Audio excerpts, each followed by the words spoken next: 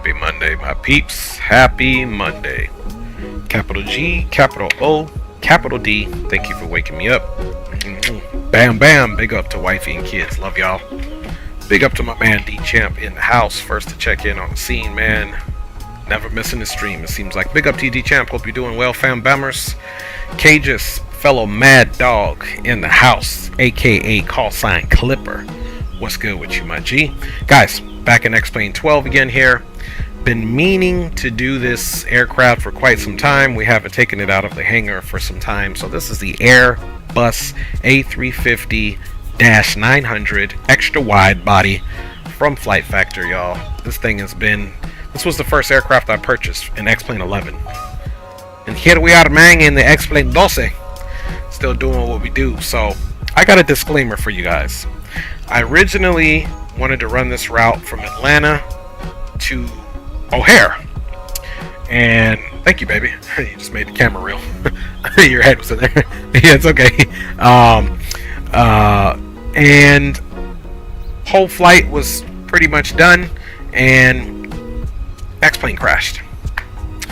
Prior to me doing the stream, the other X-Plane stream with the Boeing 757-200, I was also going to run a route from Atlanta to New Orleans. X-Plane crashed. So it's picking certain routes, so I'm making a disclaimer because I'm not going to remove this stream if it crashes, just because I want to still showcase the actual mod itself, not X-Plane, because we know sometimes X-Plane can be unstable. That's the disclaimer. I'll say it several times in case you guys don't know. X-Plane might crash, but I'm willing to take the risk. I did a prayer. Let's see what happens, man. Let's get in here, guys. We're running Mango Studios sound pack, since the old freeware sound pack doesn't work, man. Do you know the problems we have with the simulators, man? They go crazy. Alright, now that the housekeeping notes are done, how about we decide to go flying? On board we go, y'all. Let's go ahead and get track hour good to go. Let's make sure everything here is cold and dark. Gonna get rid of that. Parking brake is set, and the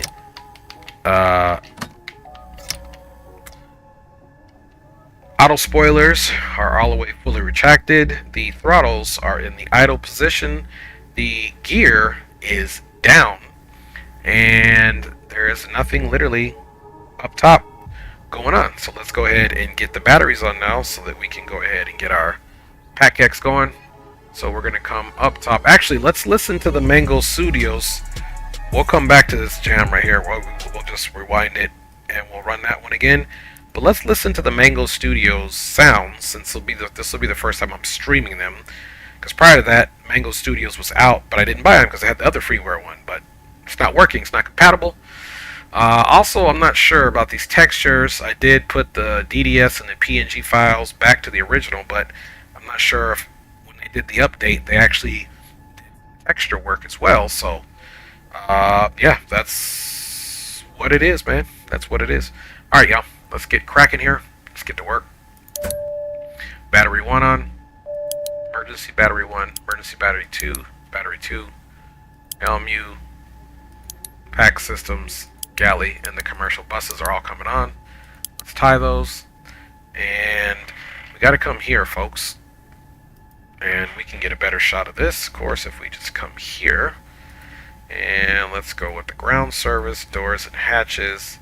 Let's put it into the load configuration, which essentially are those three doors plus this one. We'll put this one open so that the aircraft just recognizes that it can be available for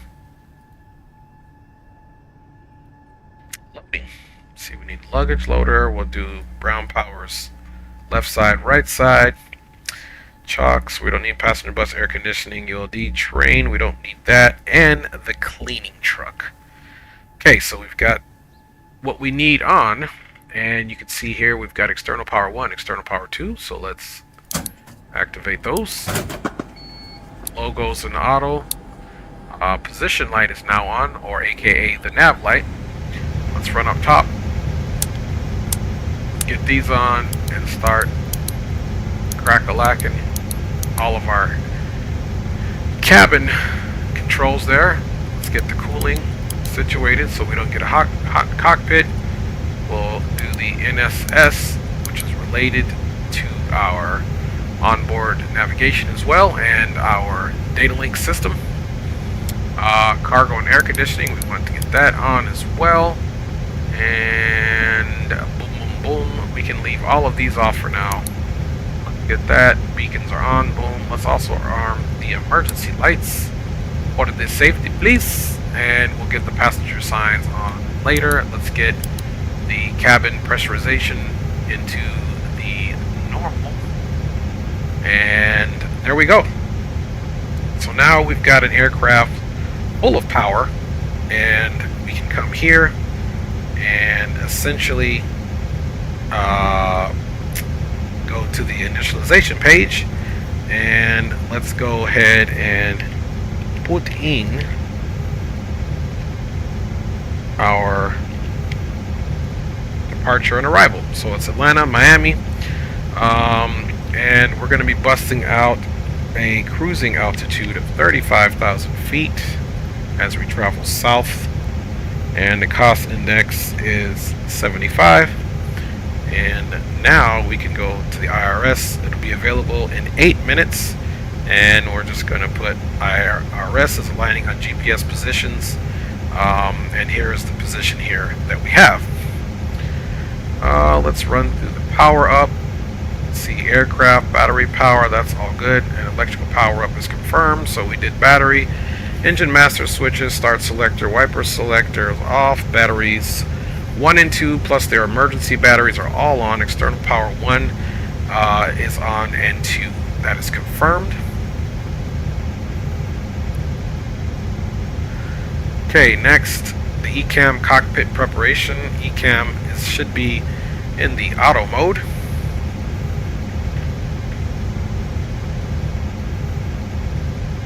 Air data, auto, that looks good. Okay, perfect. ECAM auto mode, you can see we got a green there because it will sure give you a green if you don't. Okay, we're not going to run the APU just yet, so we'll stop there, guys. Let's return here and continue doing what we need to do, which is now we need to configure the aircraft for flight. So let's get the passengers on there. We are today, folks, as we depart out of Atlanta, going to have 265 souls on board. Now here's what I recommend. If you guys got this A350-900, I most certainly do believe in filling these numbers in, but it's easier and the plane understands it a little better. See, I'm multitasking, I'm just turning stuff up over here. It's done a little better if you just do a heavy load or medium, whatever. You start getting all this, and don't forget all this is in kilograms, of course. So this gives you an aggregated amount of passengers. And right now it's at 241, but essentially we need 265. So we're literally, let's see, business. See, this is first class. This is business class. Looks pretty full, so let's incrementally jump this up. We'll do 180 here. Okay, now we're at 251. We need 14 passengers. Let's take business class and add 8. Okay, we've we did business class in Injustice. See, business class I believe can hold, let's see, let's go back to 34. Okay, that's what it was before. Let's go 40 in business class. Okay, invalid okay, I see. Let's try 37. Okay, 37, we're at 254, and we've got 9 passengers to go, so now let's add another 9 back here. Boom! So that gives us a total of 263, and we need 2 more, so we'll take this and say 191 back here. There's our 265, invalid, okay, so it's invalid, so we gotta drop,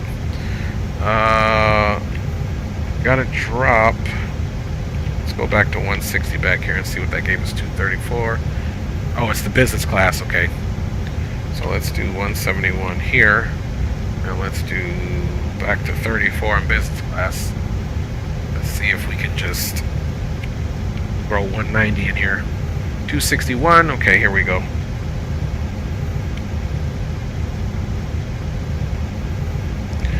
Okay, 264. Alright, let's try 194 and see what we get away with. Bye, y'all. Everything's in the green.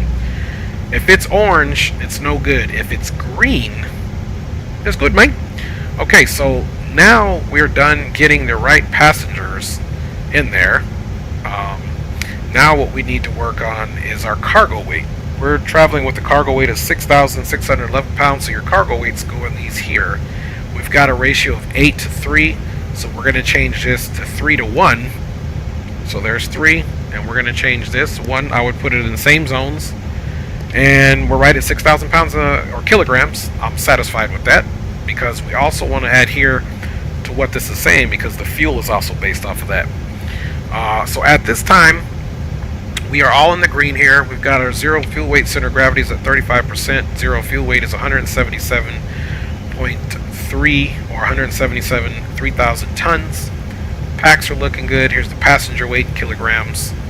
Luggage, which is associated with the passengers, an additional cargo weight there. And the miscellaneous weight brings total payload of 37,230 kilograms, which is a little bit over the flight plan, but I'm okay with that.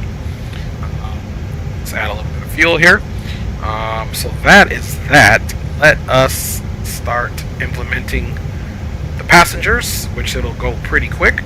Let's now go to the fuel and work on this. Now the fuel here, the way they got it broken down, as you can see, is by section. We will be doing 7392 kilograms for the ride over. And why that's happening, since we got that crack-a-lackin', let's go ahead and get the Pack X. Let's see, Atlanta, Miami, 35,000, that's us. 265, that's us. We do have Wi-Fi and in-flight entertainment. We are going to play some boarding music. We're going to run with 6 right now. Open it up. Bye, ya. Okay, there we go. Check you guys out for a second here. You guys are all behaving. Appreciate it.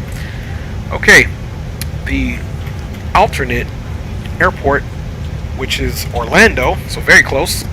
Matter of fact, I had even thought about going into Orlando, but I was like, realistically, what are we doing here? This thing wouldn't be going pretty much a domestic flight anyway, but we're going to make it happen anyway. Into Orlando is 3,289 kilograms. And this is hopefully, X-plane doesn't crash on us. Contingency fuel is 1,379. So those numbers are coming right from the operational flight plan. We're going to be doing an APU time. I like to run APU time of 40 minutes just in case. And we're going to do a taxi for 40 minutes just in case we get a hold. And we're getting close to our block fuel. And so we're only shy about 500 kilograms. So we're just going to add 500 kilograms to make 14,770. Our flight plan is 14,796. So let's take this. Oops. We'll keep that 40. Let's take this and go 5,550. Boom. So 14,820, and we'll implement the fuel. There we go. So the aircraft is being loaded this time. Now that we've got that taken care of, mates, let's come here and get our charts going here. Due to the size of the aircraft, we are at the international terminal here in Atlanta. We're going to be departing out of here on Bang 3. As you can see here with the F concourse, so we'll get runway here and see if there's any ATC and all that good stuff, which I highly doubt that there is. Departure is going to be, like I said, on the Bang 3. We're going to be transitioning to Luck. Then there is no waypoints. We'll just be straight on to the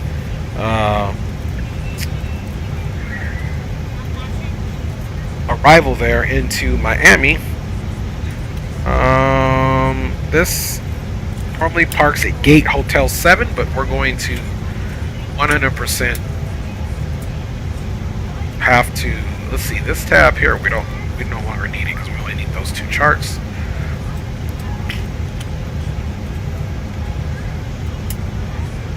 Okay, Miami. Information. And let's also get parking bays. Okay, 747. So this aircraft is not large enough to be limited taxiways.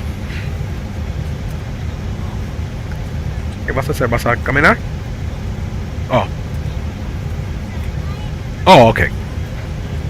Alright, so here it stated Hotel 7, which is here, is where we would park.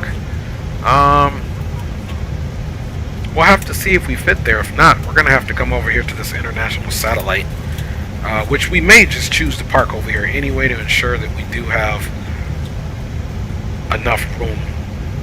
Now, if I'm being honest, the distance between Hotel 3 and Hotel 5 looks pretty good, but they all kind of look spaced out, so let's plan on maybe Echo 23 for our parking gate as we get into Miami.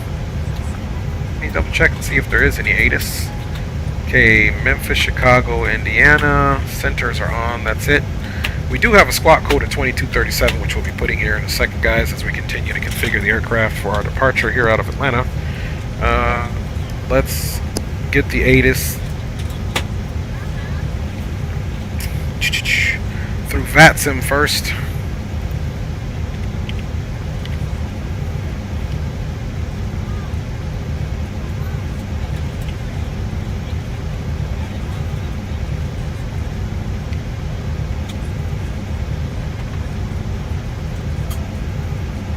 Alright, winds are out of the east, perfectly east at 5 knots, 10 static miles. The altimeter is 3009, so let's make concessions to get that in there.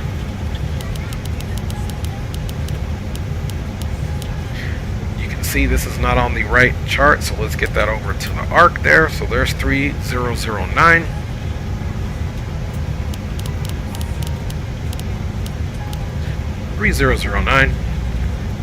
And of course,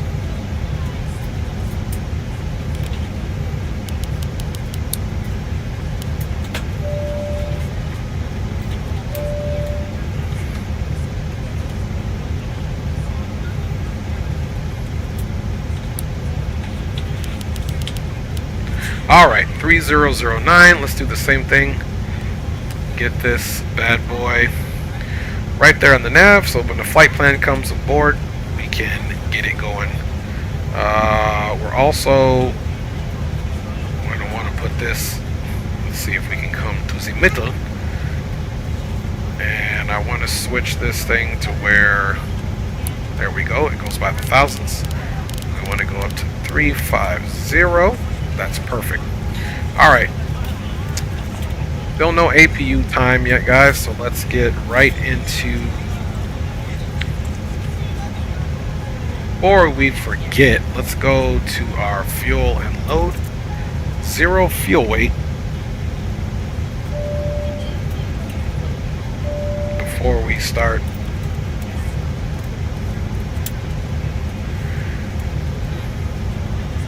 getting up out of here. Okay, 0 fuel weight, 177.3 tons.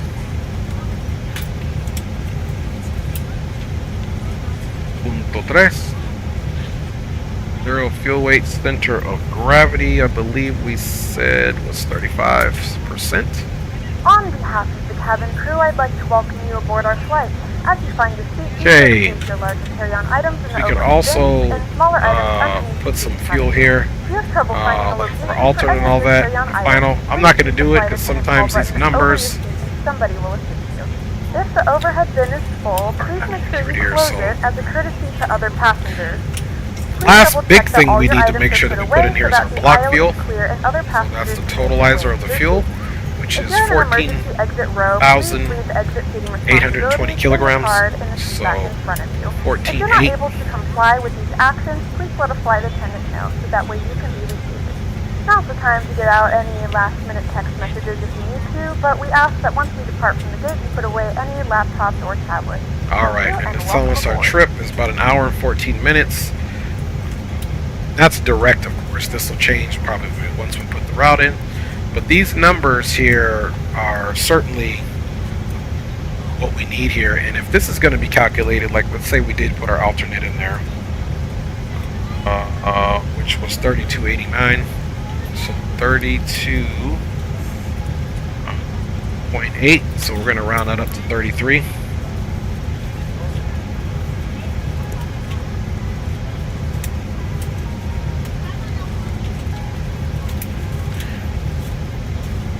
Let's see, 32. We'll just do 32.8 and see what if it likes that. See, it gets rid of the time, so then it says final. I don't know what this 2.8 is, so I'm gonna have to do a little research just on this block of numbers. I understand the taxi time and the trip and all that stuff, which is 7.3 tons of fuel, which actually is. It's actually 7.39, so it could be 7.4. So I get that part right there. It's these parts right here that I need to get figured out, but we'll do that. So not. But anyway, guys, long story short, we're good here. That's a part of the aircraft preparation that we need to do. So we did it. Now we can get right into our departure. We're going to be departing on a 9 left based off the winds. And we're banging out of here on the bang 3. And again, we said our transition was luck. So we're going to modify that. And we're going to insert it. And then don't forget, let's check the arrival ATIS. Arriving Miami, once again the winds are out of the east, 6 knots. So one thing that we could do, let's look at where we're going to park, and then also so if we're parking here, this is runways 12 and 30.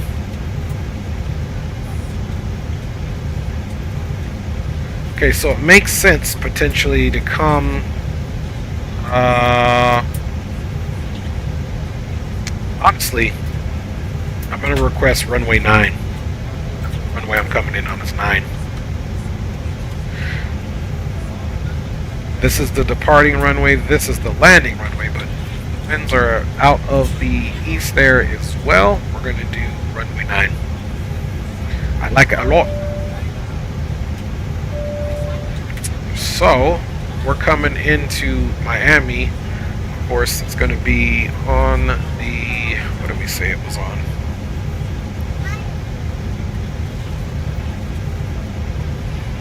The Frogs. 4, transitioning Honid. So there's Honid right there. And we're going to come down, see, for runways 9, leg is what it is, and it sets us up nice. So hopefully leg is an initial approach fix, because we could definitely live our lives a whole lot simpler if it was. Approach, ILS or localizer, runway 9. Look, leg. This is just getting even better. Alright, so let's go here to our departure, or our arrival. We're doing runway 9. It's a day of 9s, I guess. The approach is going to be ILS 9. It's going to be via leg. And the star, once we said, guys, is Frogs. And we're transitioning Honid. So let's verify that all of information here. It looks good. And we'll modify that. And we'll insert it. And then we'll get rid of this discontinuity here. Okay.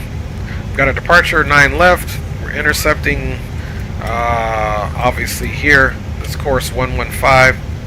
Direct grits, Heisman, banning luck. There's a top of climb, of course, and then we'll continue. You can see that we don't get to our top of climb until after bang there, since it is a fairly short ride there. It's about an hour and 24 minutes here, as you can see. 570 nautical miles, so not too bad. And again, I wanted to stretch this thing's legs out further, but X-Plane 12 keeps crashing, so there's no way I'm committing to a long haul on this. So we got to fly this thing domestically, and even still hope domestically that this thing doesn't take a crap on us, you know what I mean? Alright, we're going to the perf. So now, if you haven't flown this, you'll know getting this perf in here isn't that hard, but it's also a little different than you're used to. So let's come over here to the perf, and in order for us to figure that out, we're going to go to our perf calculator. Now the first thing, it's going to say data out of range because it's got something in orange, so just know this, anything orange goes there. Here's what we got to do first to find the runway slope. In order to find the runway slope, have to take the difference in elevations on the same strip of runway, if you will, even though it's two runways because they're 180 degrees opposite one another, obviously, but it's the same strip of concrete. We're ready to go when you are. The elevation here is 977, and it's 1019 here, so we're going to take the difference of that. Service to Miami. Our flight time will be roughly So we're going to 1 say hour and 19 minutes. Now that the cabin door is closed, please make sure that all devices are in minus airplane mode and your large 977. devices are now shut down and 977. stowed. Please fasten your Yeah, seatbelt and make sure that all 977. tray Oops. tables and seat backs are in a full upright and locked position for departure. Cabin crew, secure doors for departure. 1019 minus 977 is 42. Now you're going to take the 42, not in the meters, but in the feet, 12,390. You're going to divide 42. Yes, it's going to be less than a whole number. It's going to be a negative. And actually it comes out to a decimal. So yeah, but it's still less than a whole. So it's 0.003 decimal, but then what you just do is multiply that by 100. And the runway slope is 0.33. So the runway slope is going to be 0.3.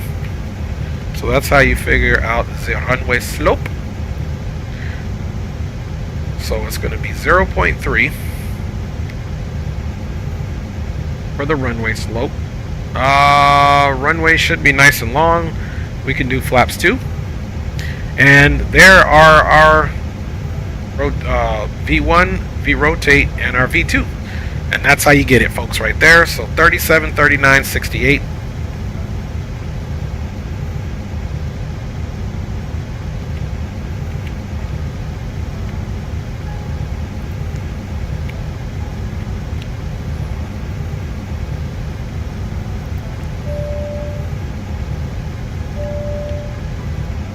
Okay, 139. We are going to do a flex takeoff. Temperature is 68. Flaps 2. Boom, boom, boom. Transition 18. And I believe our performance is good to go there, guys.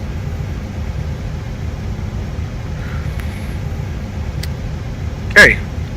One thing you also want to make sure is that you got track distances on here and you got your speeds calculated here, and you've also got your altitudes, which is very important.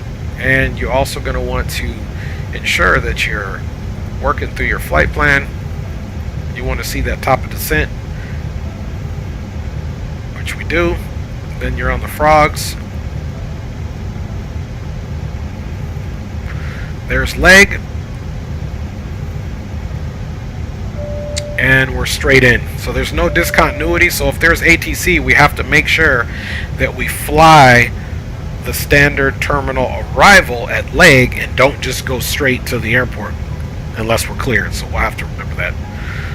So that's looking good, guys. Let's get some other stuff on.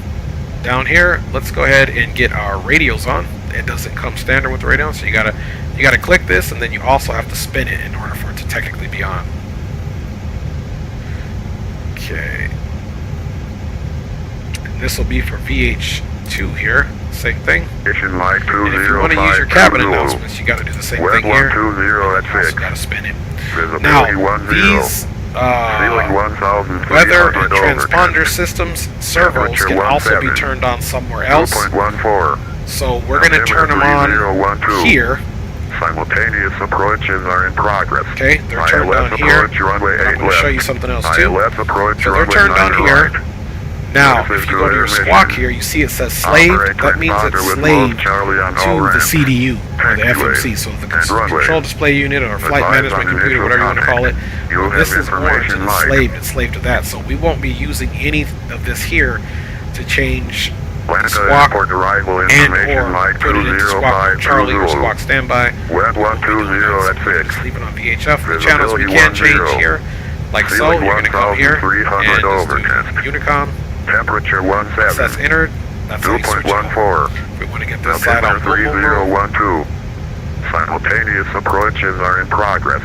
ILS like approach that. runway 8. Boom. Now we have comms 1 and 2.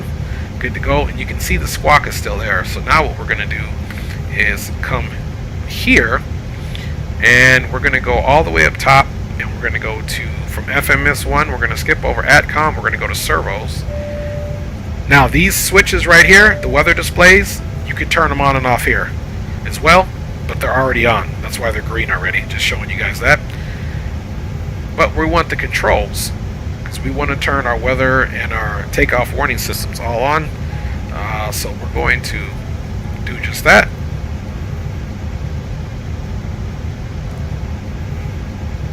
So now you've got all 4 of those on. Those are on, and don't forget that squawk that we talked about earlier from the auto ATC. That Miami Center's on, so we're gonna have to pay attention to that. The squawk is 2237, so you can most certainly come here and populate this. Enter that, boom, good to go. So after these servos were done here, we can come back to the FMS, and we can most certainly I don't think we need to do anything else here except go to the flight plan, and then we'll run the checklist. So now let us start the APU after we confirm our pushback here.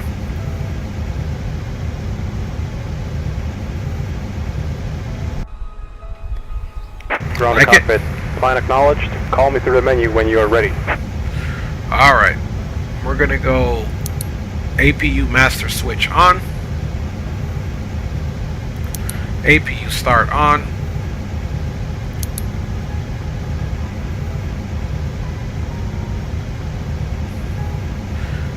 Now if we want to monitor the APU coming up, just come here and you can see the N1, the little notch 1 fan of the APU is coming up there. It's the percentage of the fan blade turning, and there's the exhaust gas temperatures coming up.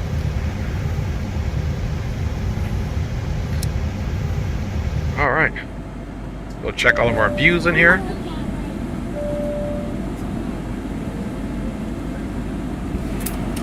Got some nice views up in this piece.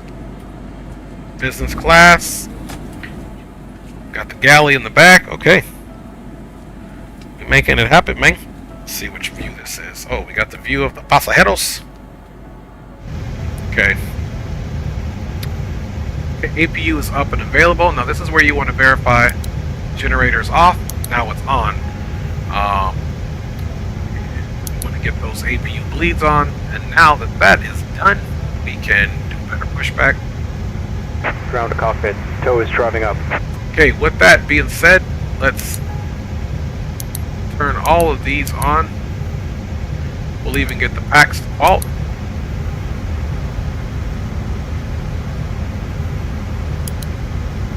Get our hydraulics on.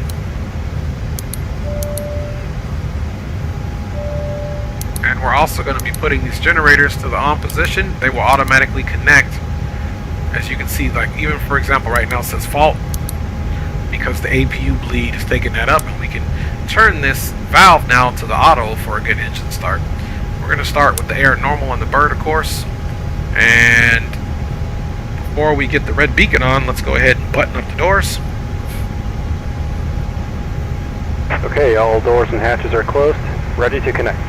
We can literally just go close all, which I like. Boom, boom.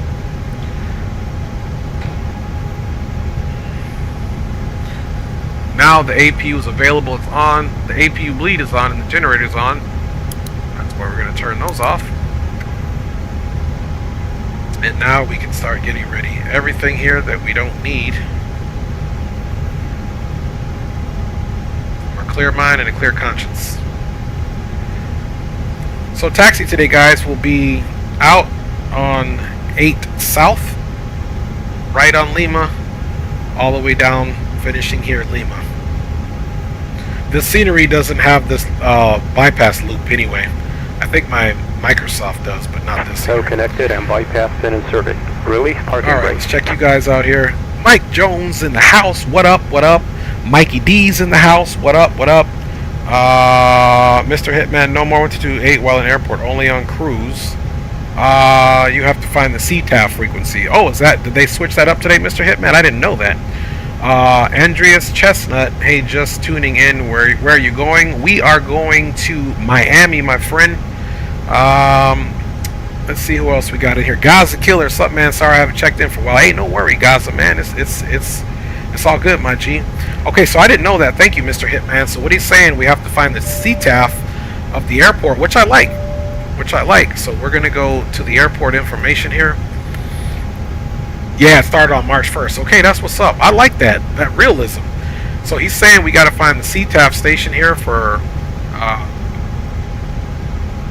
Atlanta.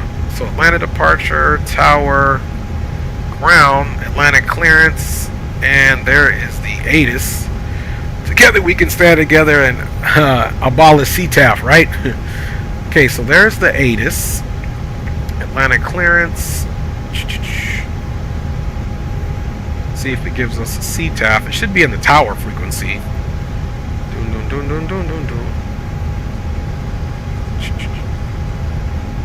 Departure. Let's look. Sometimes you got to look on an approach chart. So let's look on the approach chart for Atlanta and see if it gives us the CTAF. You can also look here. Recorded frequencies, ground, tower, approach, departure, runways. Okay, let's pick a chart. Airports. We want an approach chart is what we want. Let's do 9 left since that's the runway we're leaving out of. Not that it should really matter, but there we go. Let's see if we got a CTAF here.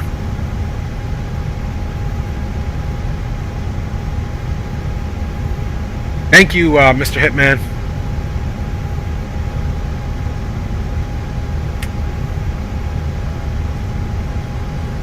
Yeah, so here's what I know from flying in real life. There's no CTAF mentioned here. Your runway frequency, that's going to be our CTAF. So it should be 123.85. Yeah, because there's no CTAF on here.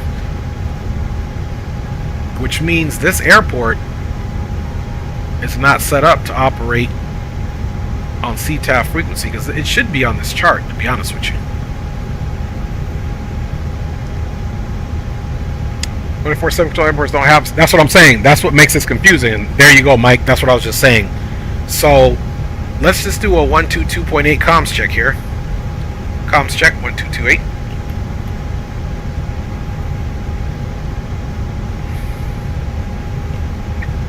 Any station is net, comms check. Okay. Hey, here. Yeah, so there's no CTAF on here.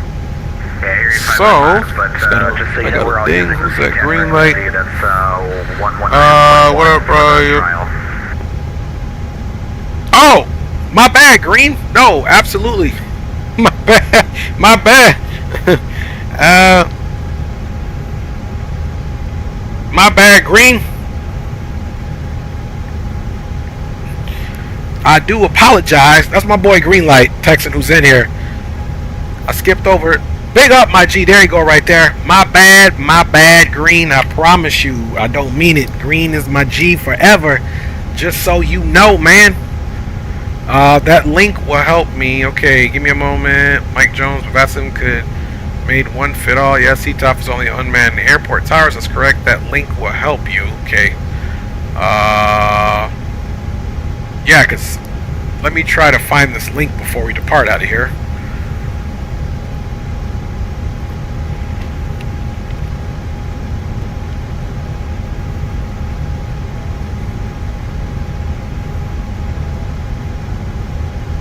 Okay, CTAF frequencies. This is back in 2020 though.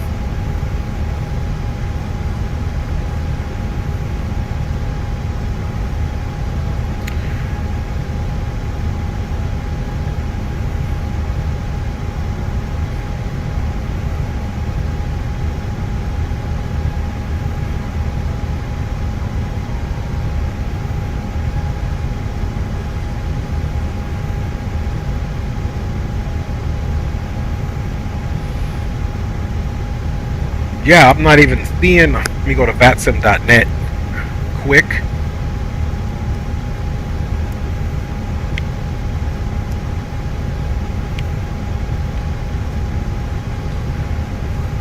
Alright.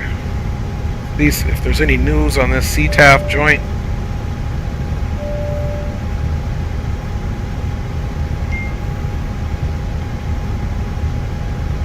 He's like, alright. Yes. Yes, Green. I promise you, it's always all good.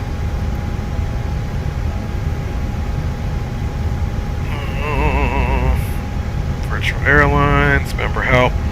Yeah, I don't know, man. This CTAF joint is crazy. If you guys can find me that link, that would be awesome. Any station that's net radio check? Yeah, because here's the deal. I don't know what the CTAF is going to be here. There is no CTAF. I don't know. And here's the funny thing. I was on, I think yesterday or the other day, and I was flying, and I was talking to people. Unicom.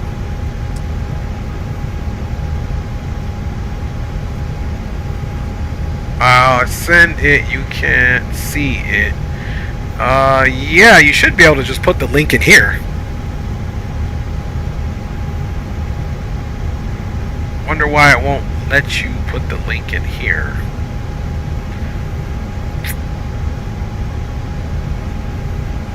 Andres Chestnut, I didn't see. Oh yeah, I saw your name earlier. I'm trying to be more mindful now. Missing out name. Rock City's in the house. He said he did. Alright. Well, can you do me a favor, Hitman? Can you tell me what frequency Atlanta's CTAF is? I mean, not that there's one, because this is a 24-hour operated runway airport here. Right. But the problem is, and that's what we all figured out, Green. But the problem is, so what do we use here for Atlanta when there's no ATC? Actually, you know what? Let me look. They sent a message with the auto ATC. Oh man, it disappeared. The auto ATC message disappeared. Okay, 19.1. Thank you. 19.1. Okay, see, but see that doesn't make sense here. Got back from walk. Okay, so this is what I was saying. See, it should be that's what I said earlier. It should be the runway that we're departing on. So I'm not going to be using this. This is for runways 8 left and 26 right. We're departing 9 left, 27 right. So I am going to communicate on both of them. So let's do 2385.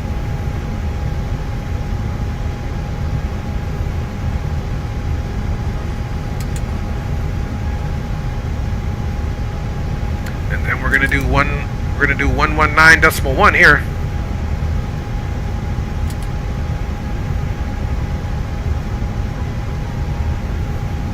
Okay. That's misconfigured. Everyone with this change, trust me. Oh, I know. So we're gonna communicate on 12385.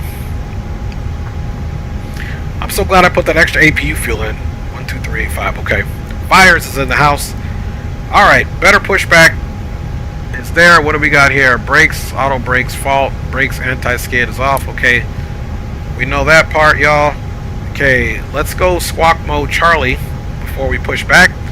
So again, we're going to come here, guys, to the servos. We're going to go to controls.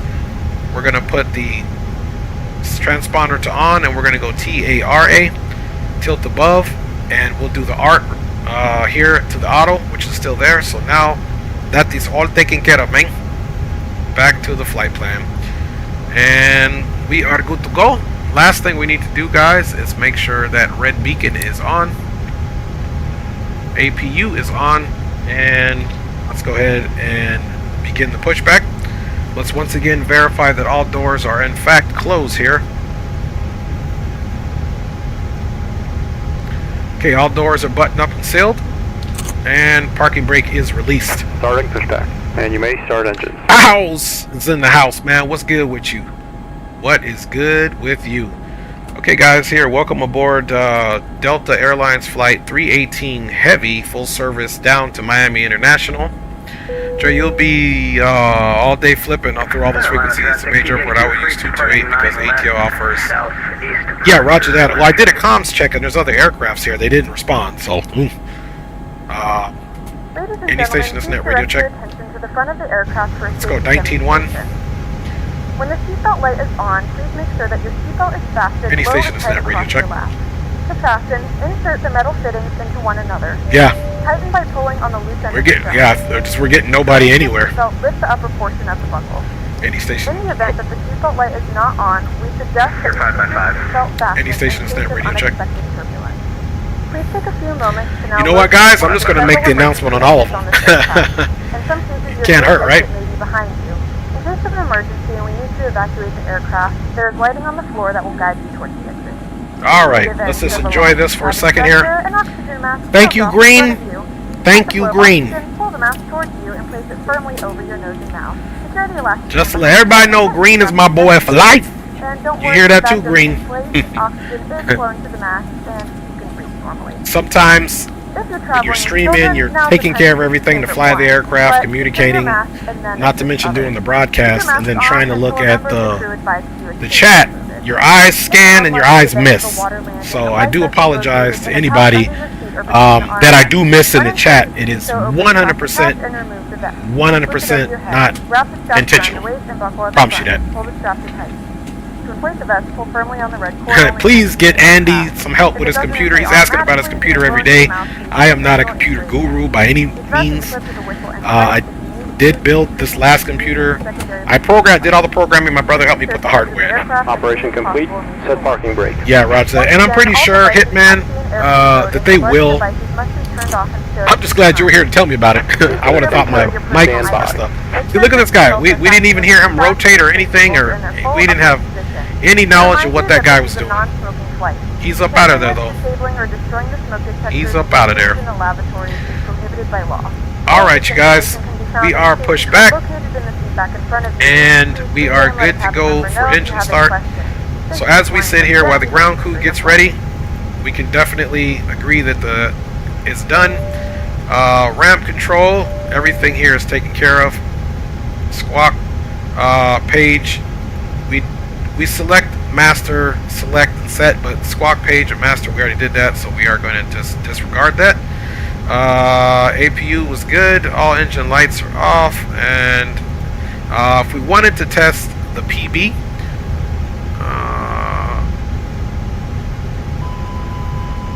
there's the APU, PB.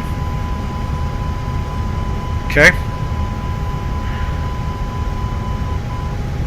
Alright. Disconnected and bypass pin has been removed. Hand signal on the left. We'll see you next time and have a safe flight. So we did push it, and we just did the APU fire test. There we go.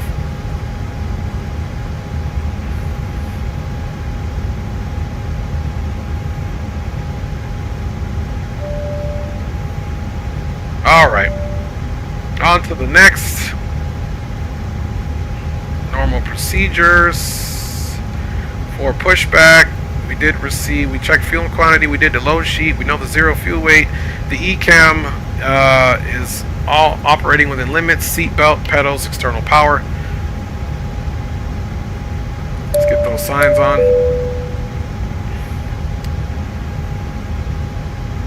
Okay, parking brake is not off. This is at clearance, so but we already did this, so we're gonna just go because obviously the parking brake was off because we moved back. And at start clearance, okay, we're good there. Let's go back to the menu and keep it going. Okay, engine start, ECAM auto mode, that's done. Engine start selector switch is on. Let's do that now, and we're gonna call out starting the right engine.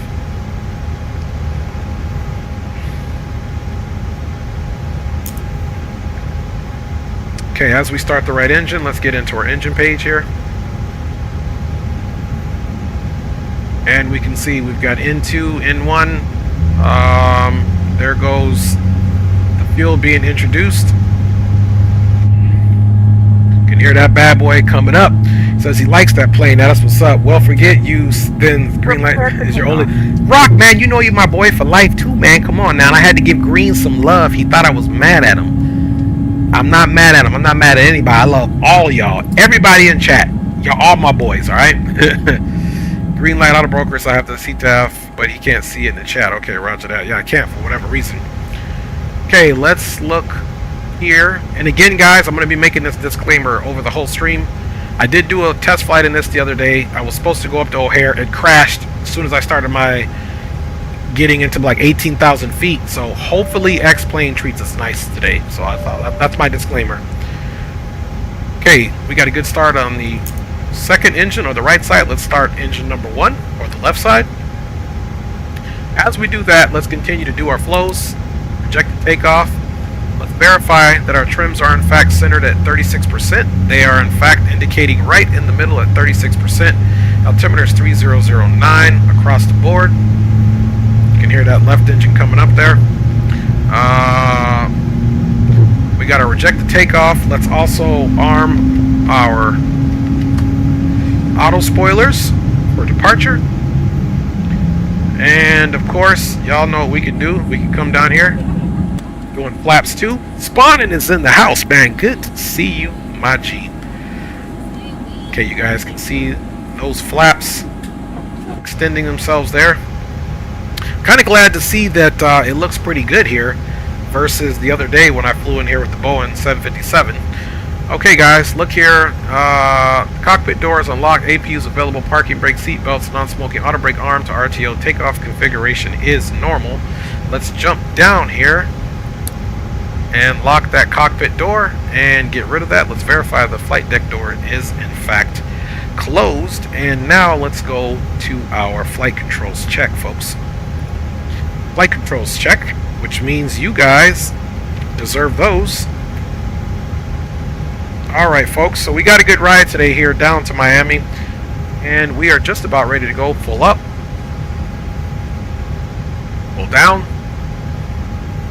aileron left, try to keep it as horizontal as possible, check, aileron right, check, and of course rudder play, rudder right, and all the way to left, rudder left, neutral, toe brake tap. We'll also check that.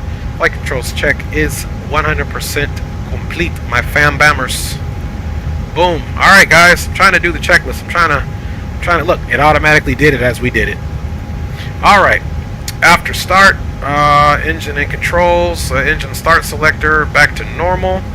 So let's do this now. And we've got 2 good starts. All the generators are 100% connected. APU is coming off. APU bleed is coming off. And now we're going to get that fault on the generator, which we should. Now, before this thing up here, this passenger data on, if it gives us a fault, we need to turn it off. Anti-ice we don't need. APU gen push button is off. So it wants us to actually have the APU gen push button off, but I always leave it on default. So there we go. Flap lever, we are set. Pitch trim, we did check. ECAM status is checked as well, which we've been monitoring that. See, now watch this passenger data. See how it says passenger data is off? Check this out. If you come up here, open this switch,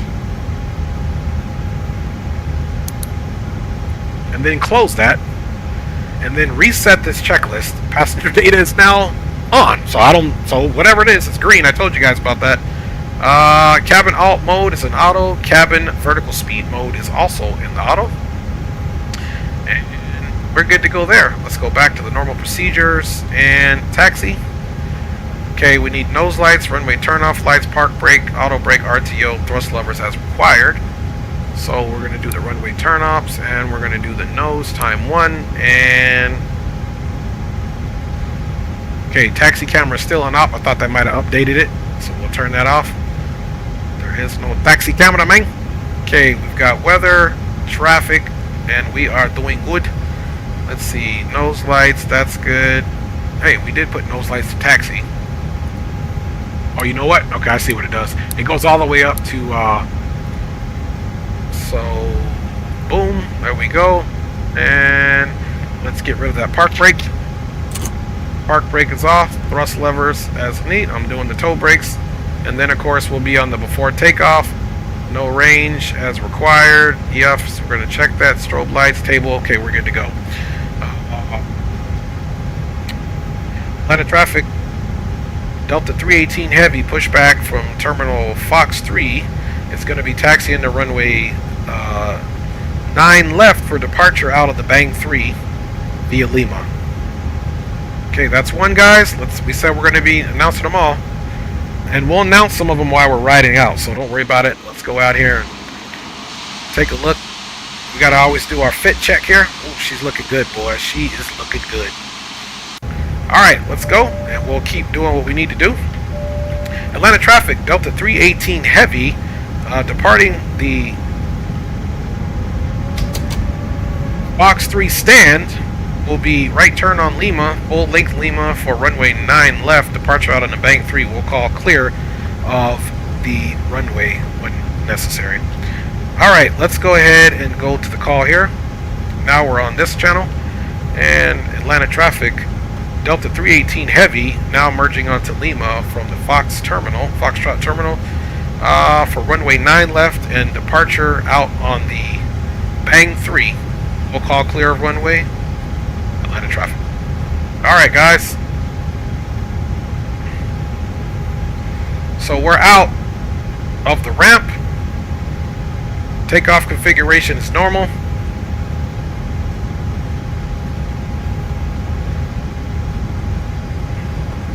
I appreciate you, Andy, for saying that. And yeah, I think a lot of it just boils down to wanting to fly as professionally as possible, I might add. All right, guys, we're on Lima.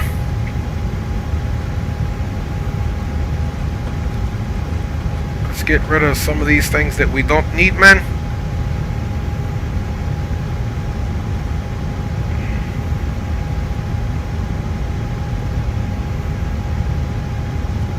Okay, there we are. Let's get that there relevant.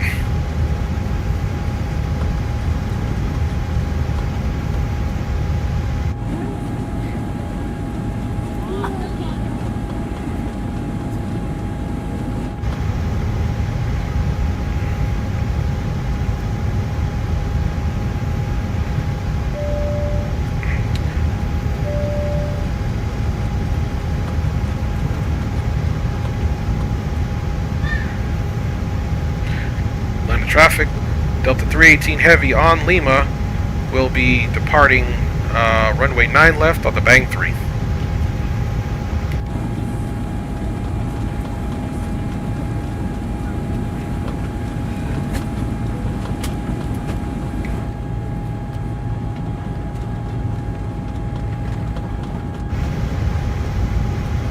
Alright, let's keep switching around, y'all.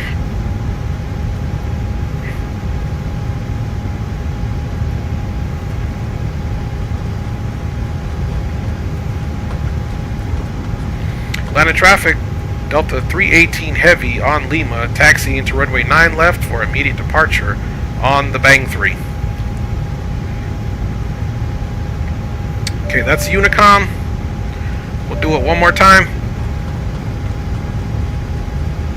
Atlanta traffic, Delta 318 Heavy on Lima, taxiing to runway 9 left for immediate departure on the Bang 3. Once departing, we will be communicating on Unicom 122.8 for Atlanta traffic.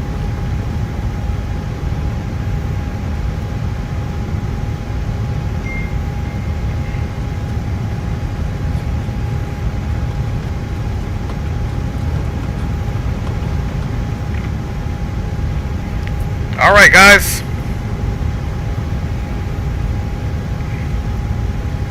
We are out of the ATL, folks. Hopefully we can say we're getting into Miami without an X-plane crash, but like I said, guys, disclaimer. Last flight I did in this, getting closer to O'Hare, On the descent, X-Plane gave up on me, so I'm trying to give X-Plane some love, but if it keeps crashing on me, man, y'all gonna see me at Microsoft more often. Come on, X-Plane, I love you, so treat me nice. Now, right here where this taxiway ends, this scenery, this is Nimbus scenery, it does not have the loop. See the loop? That loop exists so that traffic is not impeded for departing and arriving aircraft. That's so that they can get around these major runways. But this scenery doesn't have that loop. I gotta check out if X-Plane does.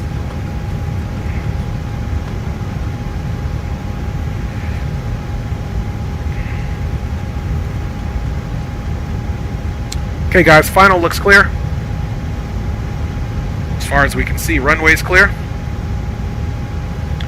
Line of traffic, Delta 318 Heavy, now entering runway 9 left for immediate departure on Bank 3. It's a waste how they did the taxi light, because you still got to cycle it again.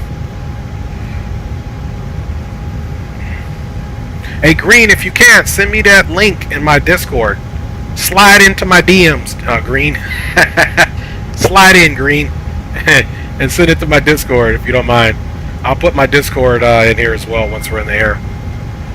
Okay, you guys lining up. We are doing a flex takeoff today. Flex temperature is 68. Come here, final checks. Up top, no lights. Everything is on. Beacon, wing, logos in the auto. Runway turnoffs, nose, landing. Everything's on. Seatbelt signs are looking good. Before takeoff checklist is complete, as you can see here.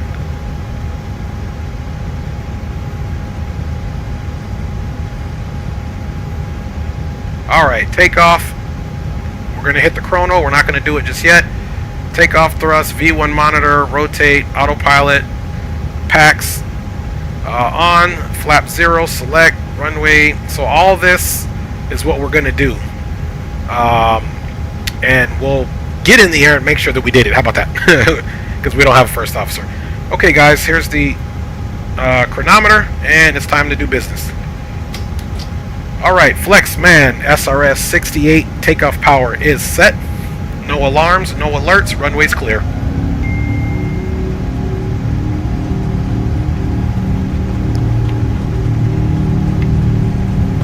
Airspeed is alive, right rudder. 80 knots cross check. Left rudder, center stabilizing back to the right. 110 knots, looking for 137. For V1 and rotate. Center line and rotate.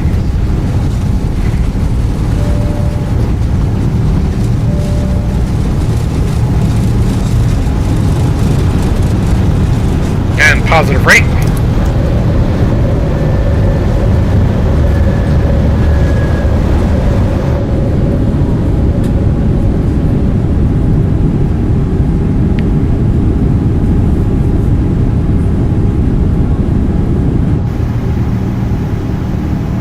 Line of traffic. Delta 318 Heavy has vacated runway 9 left out on the Bang 3 last call for Atlanta traffic. Alright guys, we are airborne. Speed check. Flaps 1. Climb thrust. Atlanta traffic, Delta 3. And we'll initiate this right turn here. 6,000 feet. Turning base shortly for ILS speed limit.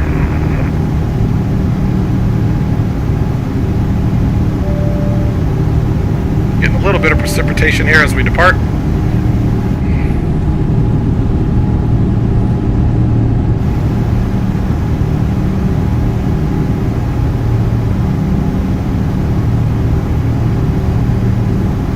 Speed check, flaps up.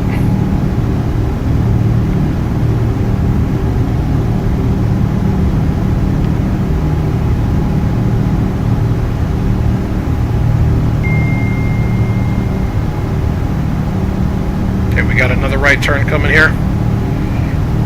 Let's get that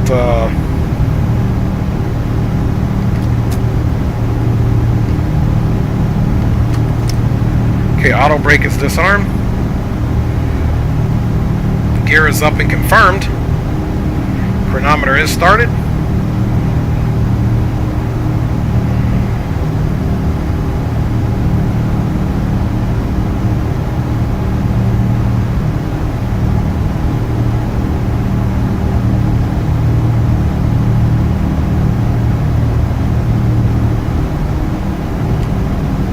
Okay, we got our right turn.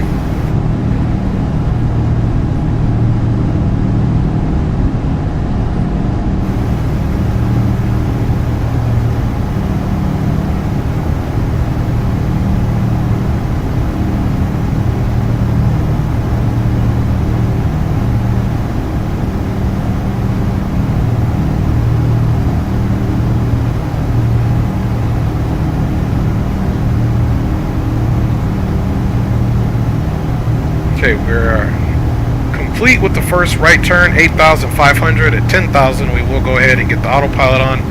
Continued light precipitation is not really a big factor here, folks.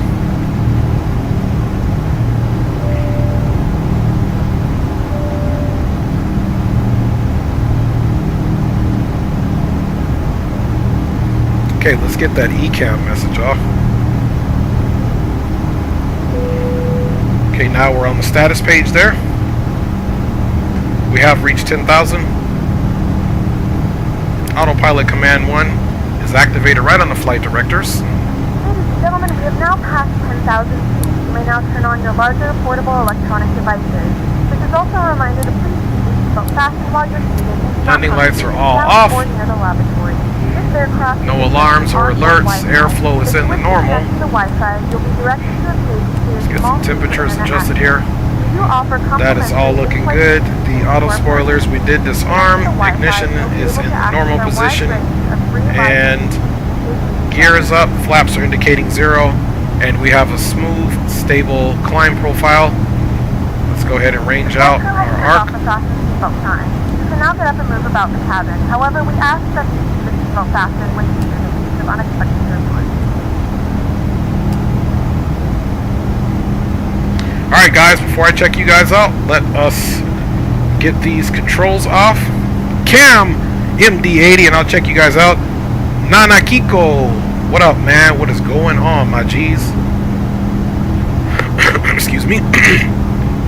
Okay, takeoff thrust, we monitored, we rotated at V-rotate.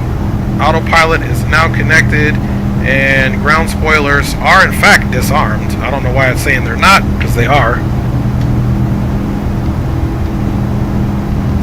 That's them being...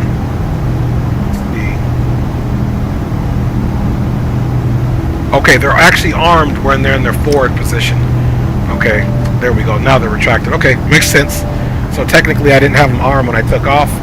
They were in the wrong position. So I haven't flown this for a while. So let's try it again and we'll get all greens now. Boom. After takeoff, anti-ice is not required. The bleeds and the master's off. So we did that, folks. And now we're in the climb.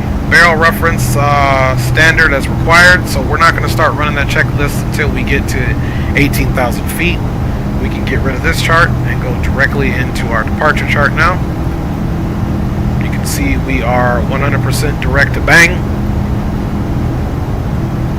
on our departure chart. And actually what I like to do during the flight, let's switch these two now to make things easier for us. So now we're going to put the charts in the middle.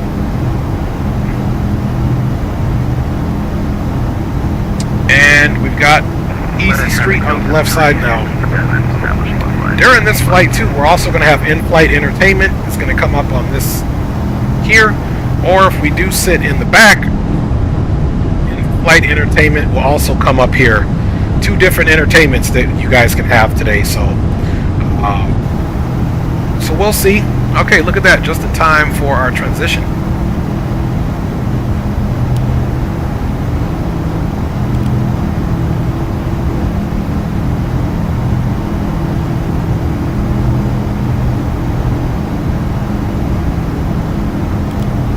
Standard across the board.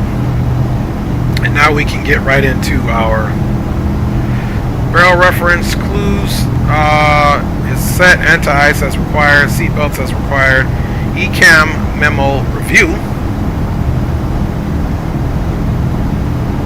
Okay, first of all, we got to make sure there's nothing here. We want to recall all. And there's nothing on the ECAM. Seatbelts, no smoking, good to go. And of course, it's just saying here, taxi cameras and op. Just because we tried to push it. Nav aids are checked, and optimal max altitude is also checked.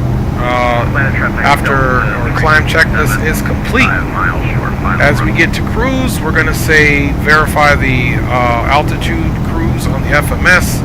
We'll check again, make sure there's no ECAM memos, and we'll do an ECAM system pages review where we will finger through the pages there.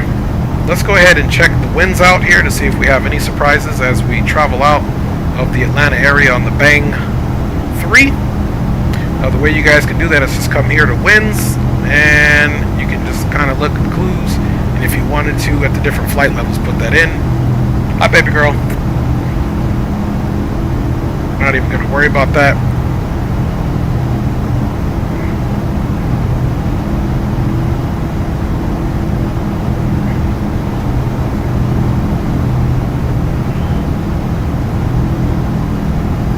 Okay, make sure everything here is good.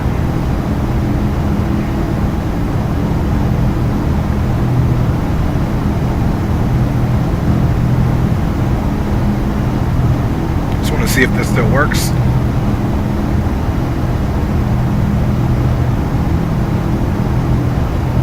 Got an old boy standing in the back. He must be at the bathroom.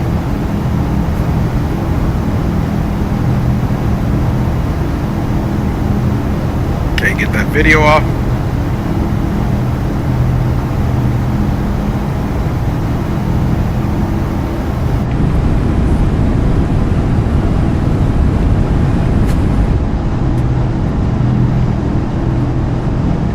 All right, y'all. We are up and at 'em.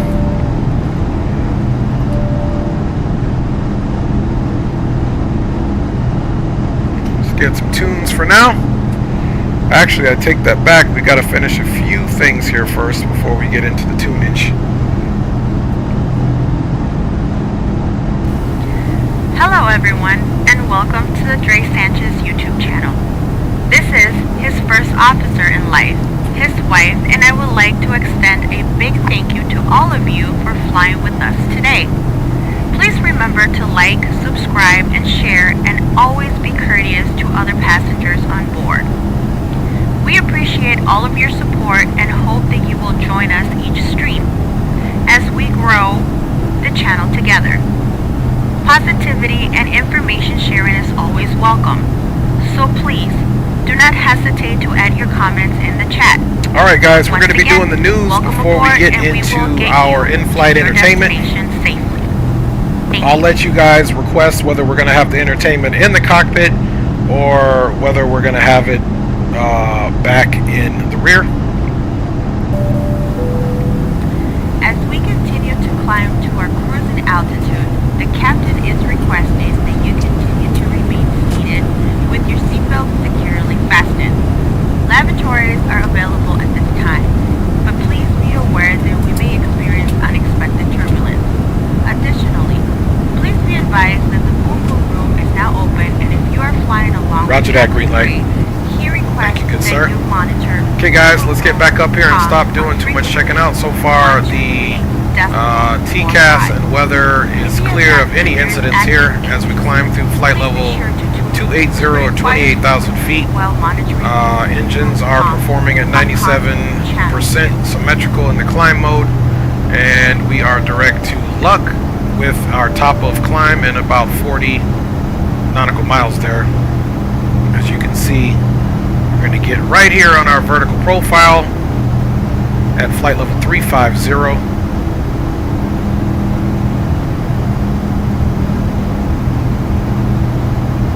And we're probably, yep, we're off the charts for departure. So guys, say so long to that. We'll keep that chart there, and let's go now into our world view.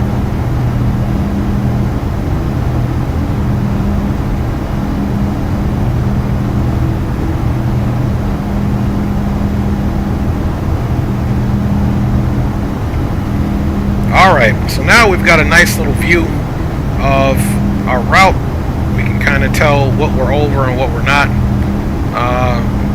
Here we go. Columbus, Georgia. It's just off there to our west, and it looks like we've got an aircraft not too far from us, and you can see now it's also echoing the same on the TCAS. And they're almost co-altitude. Let's look out the first officer side here. Okay, there they are right here, folks. We got a FedEx aircraft and surrounding traffic departing Atlanta. This is Delta Airlines 318 Heavy. I do have traffic no factor FedEx flight 1455 visual for Atlanta and surrounding traffic. Okay, still nada. We were on 1228, so any station is net radio check. And now there's like no one on Unicom. Man, they had it. They should have just left it 1228. Man, I don't know why they got to mess with stuff.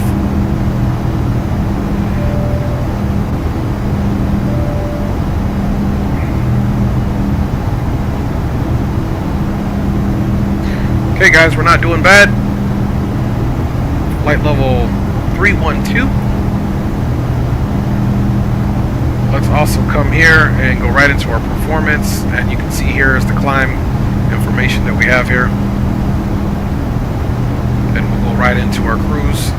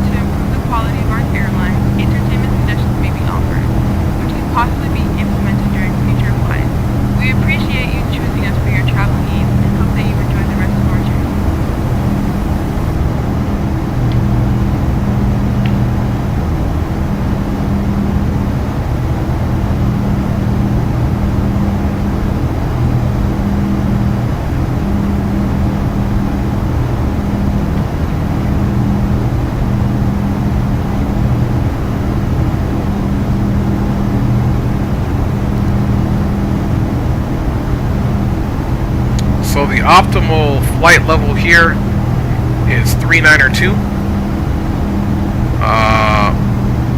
Of course, we're only going to a cruise flight level of 350.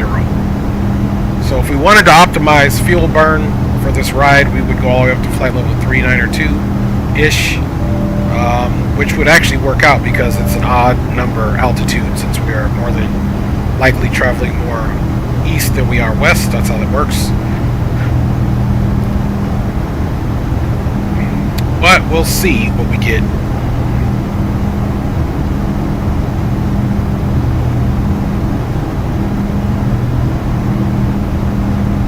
Alright, you guys, as we continue to climb, let's get right into the news. For today, I did do the news the other day, so we don't have much news to actually get into. Let's see. And I'm getting my news from FS Elite. I like FS Elite because it pretty much covers the majority of all the simulators. These simulators, man! So we're going to be multitasking. We're going to get into the news before we get into our onboard entertainment. While we're doing the news, you guys let me know. Do you want the in-flight entertainment in the cockpit on the other tablet? Or do you guys want the in-flight entertainment back in your seat? Which would be here. This would be your seat. This would be your view. This is what we're going to see out the wing. And here's your TV and the rest of the cabin. Or, of course, you can come and we can be here on the first officer side and get your show here. So you guys let me know. In the meantime, while you guys are deciding on that, we will go ahead and get right into the news as we're stabilizing here in cruise. Actually, let's go ahead and that's good. ECAM memos, check. You can can hear those engines coming down. And ECAM system pages, let's review those really quick. Okay, first and foremost, check the engine page. Engine page is still working. I wish I could get that done. There we go, taxi camera deal off.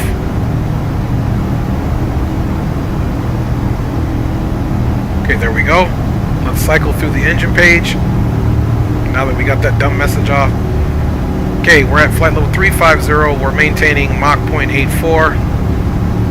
You can see the engine dialing back because it was over speed. So that page looks good. Engines are stable. Wheels we just checked. Let's check our electrical here and AC. Everything here is in the green. Power is flowing through the buses as they should for the alternate current.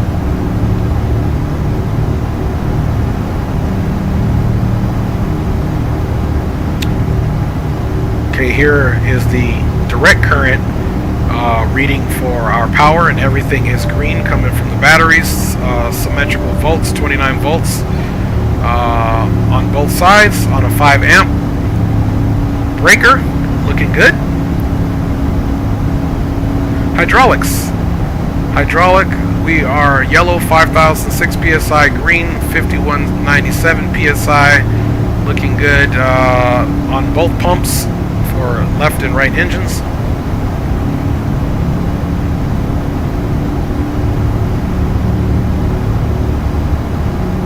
Okay, as you see here, flight controls, they're in effect. Everything is green, no messages. We are in autopilot. Good to go. APU we don't need. Let's check the bleeds. Okay, bleed air, which is very important for our pressurization. Bleed air is going good. We've got some good bleeds for the packs. Good pressure. Everything green. Premium drinks are available for a small charge. Okay, the air conditioning, you can see here, it's even. You got a heater on here to keep the bulk back here heated up. You can also see that the trim air is working, which keeps all of the air at a consistent pressure and temperature throughout the cabin. Everything there is in the green.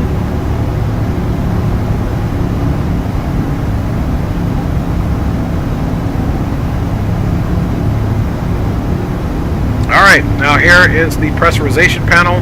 This has to do with how comfortable it is in here. You've got your Delta P, PSI, it's in the green at 7.9. You've got your cabin altitude right now. So inside the cabin it feels like we're roughly probably right about 7,000, 8,000 feet or so. It's actually 7,000 feet here, 7,015. And you can see our vertical speed is nullified here at 0. Of course the aircraft is going to be working on pitch and speed to try to keep the speed here. Alright, no first officer, we managed to get all the pages there. Alright, next one will be descent preparation. So now we can get into the news, folks. Then I'll check to see what you guys voted on. Today is March 4th, 2024. And this is Dre's Trendy News Update.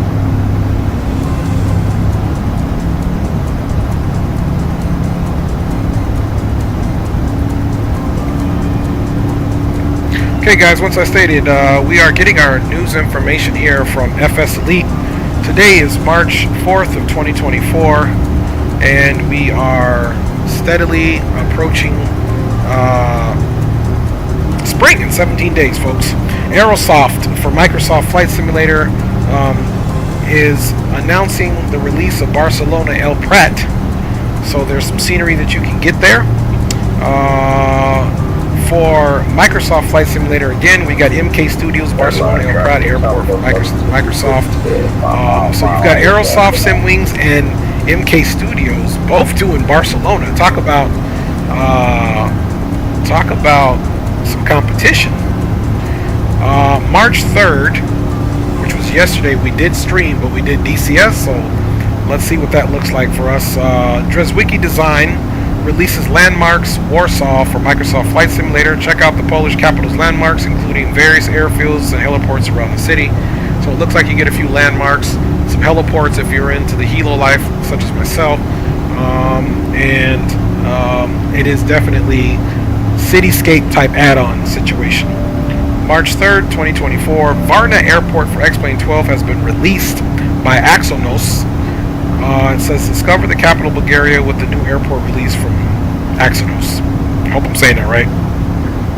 Yesterday, Sunday, March 3rd, Fly Too High announces Yeosu Airport for Microsoft Simulator. This is an airport in Korea, and they're announcing it. It's not ready for release. It is in development, but they're announcing it so you guys can get happy about it. Saturday,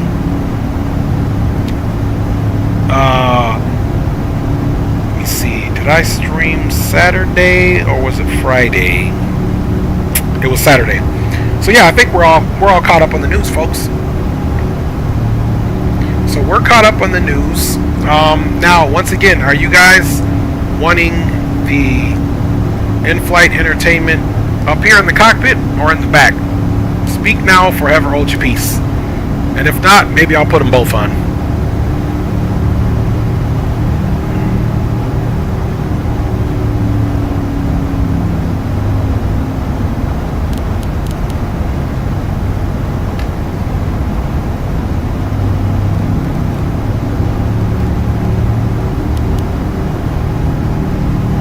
Let's go up top to...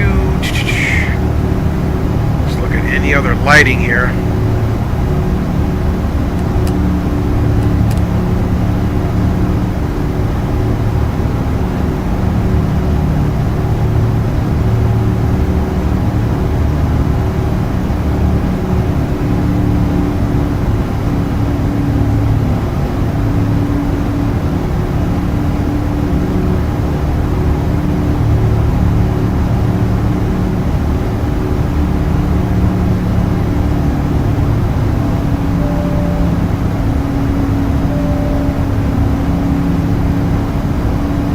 Okay, Mr. Hitman says cockpit. Cool, and I think I'm just going to basically show you guys what they both look like, because I'm a nice guy. Traffic clear, 8 left. So guys, we're at our cruising altitude. Let's see if we can ascertain how far we have to go to top of descent.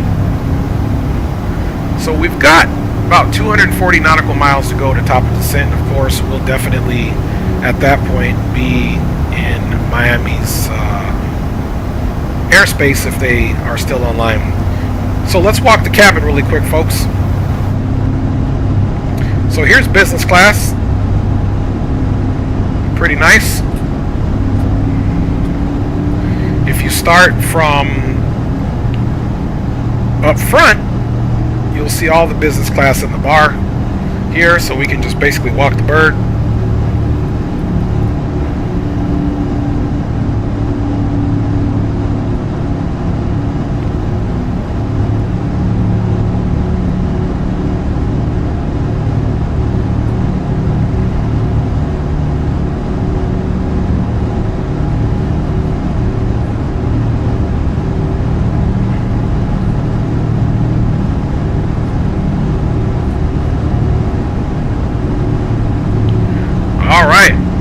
Look how happy these two are to be in close proximity of these fine wine and spirits.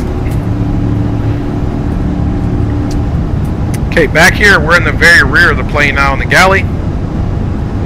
We're going to also show you where there's a sleep crew rest on this thing. So if you come around, we're in the very rear of the airplane. For the longer flights, of course, they do have this sleep area up here.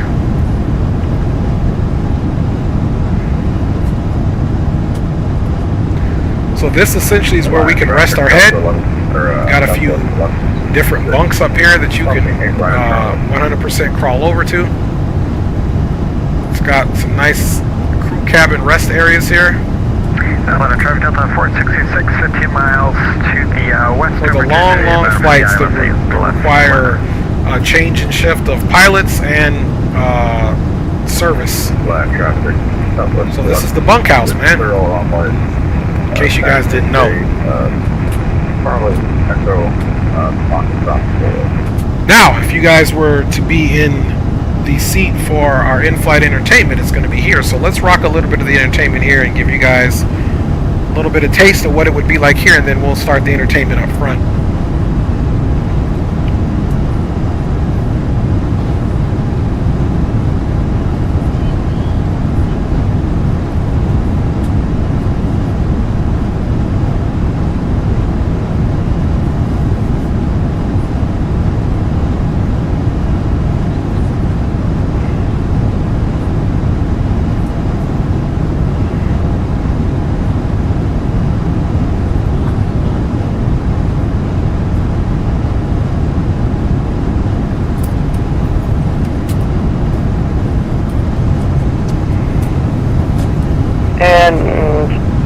Actually, correction, disregard.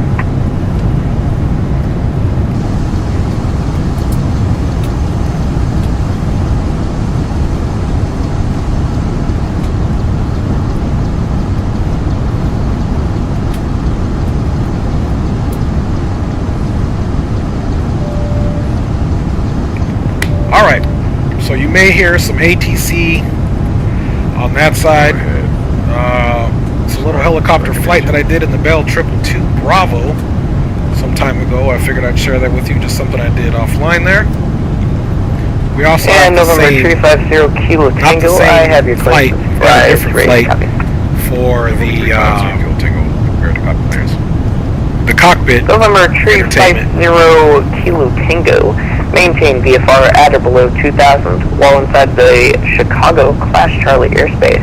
Squawk 55. So guys, as you guys and look your at this departure really quick, frequency is going to be step into the galley. 125.0. I'll be right back, and then we'll get up in front to the front cockpit entertainment, and we'll do our in-flight entertainment from the front, and we can still keep chopping it up and all that good stuff. So guys, I'll be right back. For now, enjoy the in-flight entertainment, and I will be back in the flight deck shortly. November 350 Kilo Tango, readback is correct. AS information Romeo is current. Would you like a ramp departure today? Yeah. Request a ramp departure from here. 6 mile final 8 left Atlanta. Roger, November 350 Kilo Tango, standby.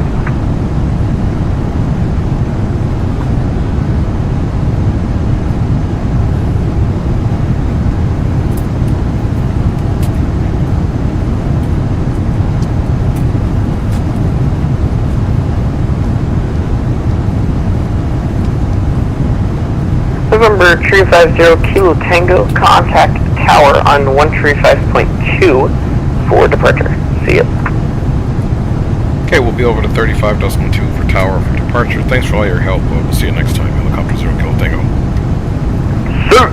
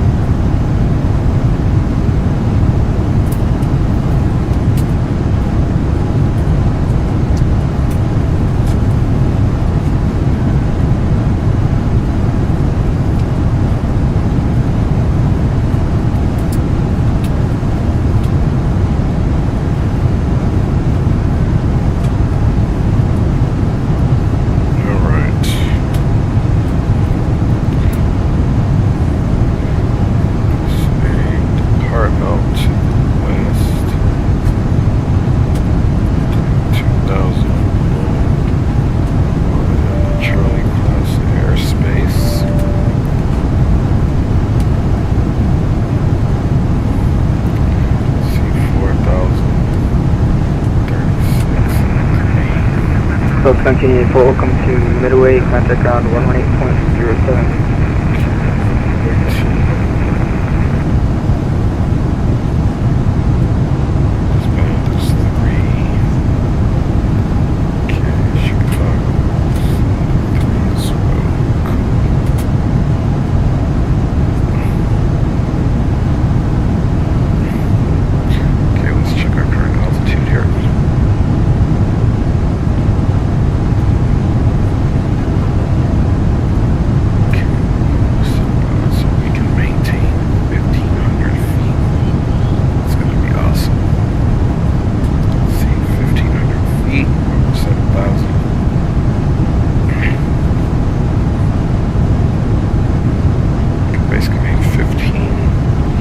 Downtown Chicago. Delta 466 for clear, runway 8 left. Crossing 8 right on Delta, and then Foxtrot to the ramp for Delta 46 for Thunder Traffic. Let's see what Chicago Center is. Alright, everybody. I am back. You might hear me rambling in this in-flight entertainment here. The in-flight entertainment that you're seeing here is a flight that we did from Midway around the Chicago skyline and then back with a little ATC. So what you see there is me getting things ready. But let's get that off and get up into... Yes, the Bell is very fun to fly. We have another Bell situation up there as well in the front.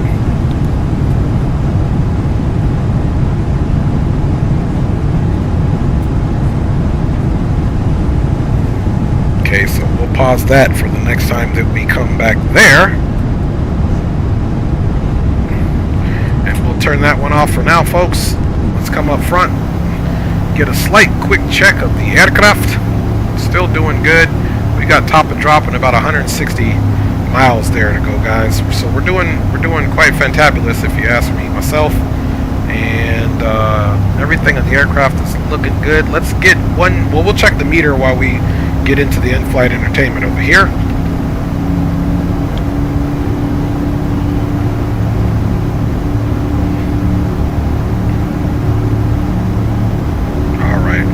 Right over that water right here.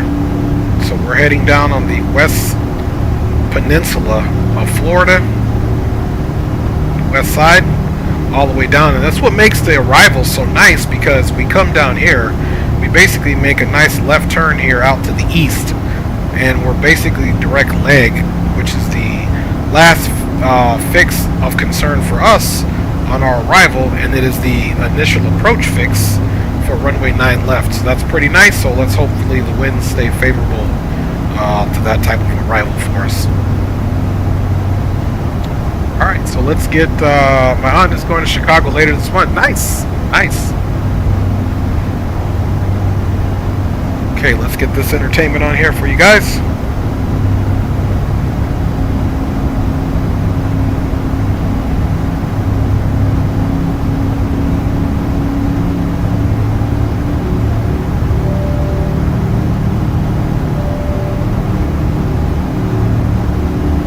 You guys can see there's another Bell helicopter there that we were rolling.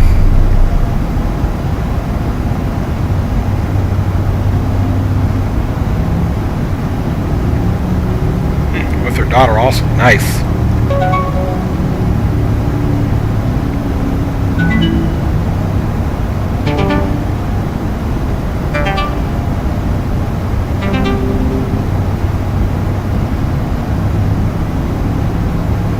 Alright guys, so we've got some in-flight entertainment both sides. It will be short-lived here, just simply because we've got our top and drop here in about 120 nautical miles here. So I'm just praying and hoping that please X-Plane don't crash on us, because we've committed a lot of time to doing the stream today for you folks, and we are literally about halfway through this flight down to Miami.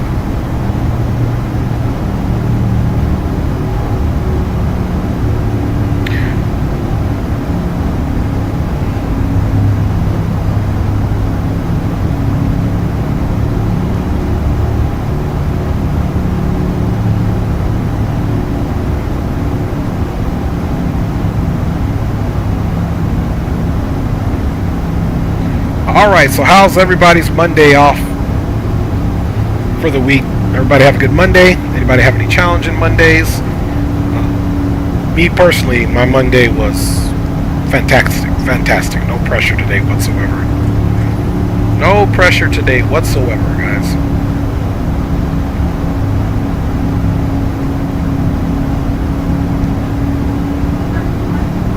Alright, y'all, we just cruise it right along.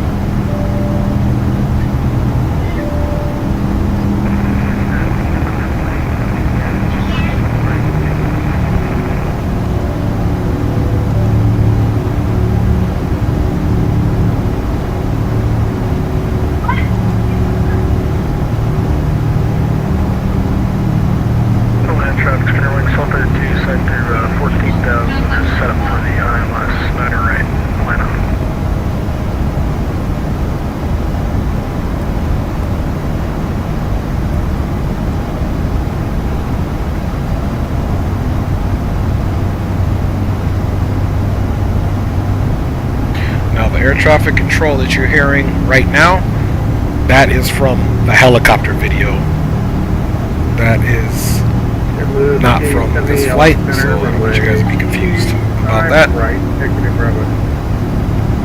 Q5 right by Bravo, JetBlue 1570. Tahiti Airlines 437, descend via the GOAT 1 arrival, LA altimeter 2995. Yeah, roger that, Andy. Those viruses or something else, man. I don't know how many of you have Microsoft Flight Simulator. The fly-by-wire installer, as of recent, was showing up like there was a virus in there, but it's not. It's been researched. Microsoft did their deal to check it out, but however it reads a certain file in there. Upward there goes ATC 135175. Okay, I think it's suffice it to say, let's go ahead and pause that video as well. Let's get that off. And it's time to go to work, y'all. I don't want y'all hearing two different ATCs. That's what's going on with that. Okay. They want us to communicate with them on the 135175.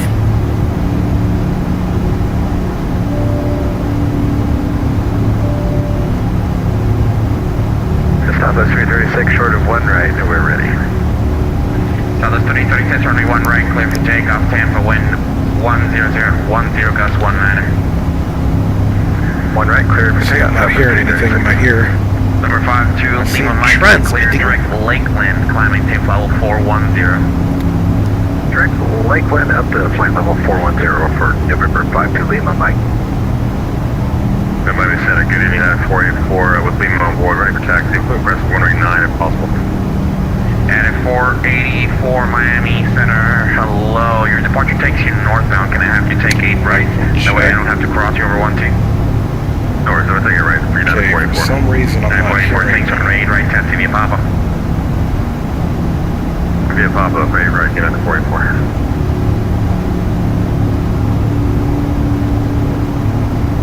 It's got something to do with my headphones.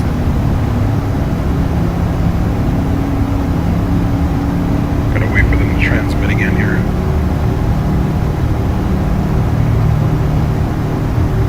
It's peculiar.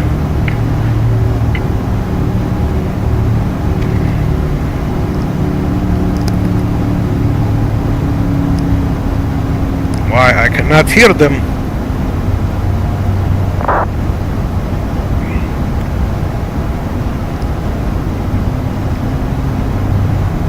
Any station to snap radio check. Loud and clear. Yeah, I'm not hearing them whatsoever.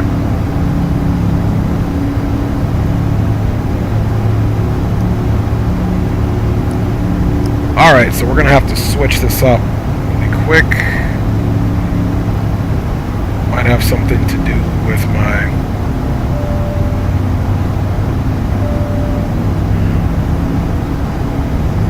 any stations at radio check. Your radio check is loud and clear. Okay, thank you, sir. Bearing 319, climbing tape level 220. 220, 319. Bearing 39.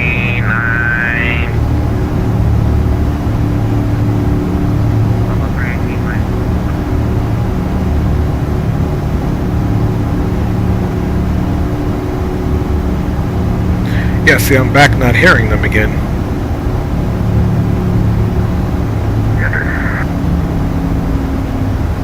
Southwest 336, climb maintain 12,000, clear direct ended. 212,000, direct ended, Southwest 336. Miami Center at the 958 on the ground at Space Coast, the control this area.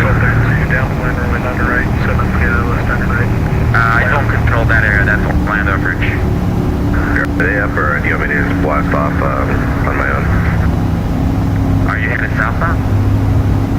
I'm heading north. How are you guys hearing that ATC? Can you guys hear him? Don't talk to me at all, I don't control any of that airspace. Can you guys hear him just fine? Where do you think I'm seeing?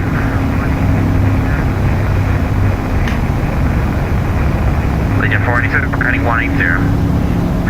Okay, roger that. Legion 46. Good evening.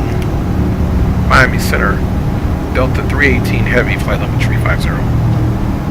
Level 318, Miami Center, roger.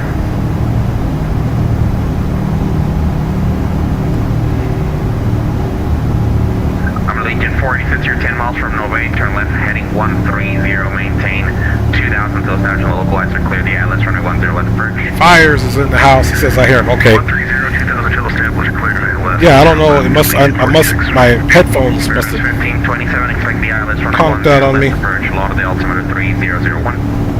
It's always something in the streaming life, man. Runway 10 Sorry, we got it figured out. 3001, spirit wing 1527.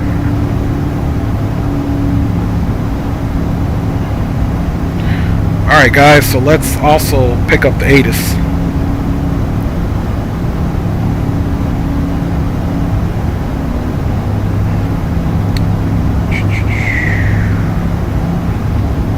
Okay, Miami ATIS 19150.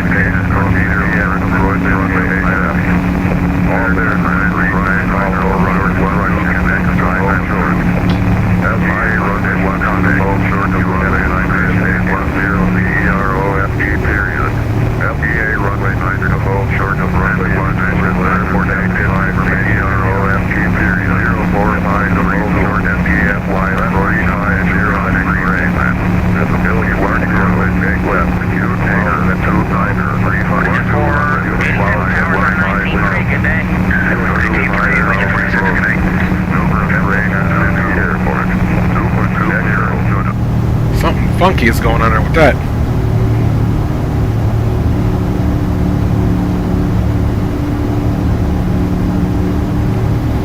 Sí, hablo español. Claro que sí, te entiendo, papá. Of course I understand you, Fires. It would be like talking to a 5-year-old saying, "Do you understand the words that come out of my mouth?" Claro que sí, estas frases son muy simple, papá, muy simple. But I like it. Learn more Spanish, Fires, so we can have a whole conversation, man. Sí, hablo español. ¿Tú hablas español también, papá? Dime. Ay, ¿dónde aprendí español? De mi familia, papá. Yo aprendí español porque en mi familia yo soy la mitad de moreno de mi mamá y latino de mi papá, papá. ¿De dónde eres? Apologies, cleared to LaBelle, 8 Lima Bravo Victor, or 8 Juliet Alpha. Andy Black, or talking or Beavis and Butthead. You guys are crazy. Y sí, por eso yo tengo el apellido de Sánchez. Hay mucha gente que me pregunta, ¿cómo ganaste este apellido? Pues, yo nada más un día yo estaba caminando en la acera y yo vi, agarré este apellido y ahora es mío. Solos chistes, papa. Solos chistes. I'm just kidding. All right, let's get back on here. Ah, la República Dominicana. Sí, yo tengo familia. En el lado de mi papá somos boricua y portugués. Eso, que chévere, que lo que. All right. So we got top of drop coming here soon. It's where things will get interesting. Hopefully.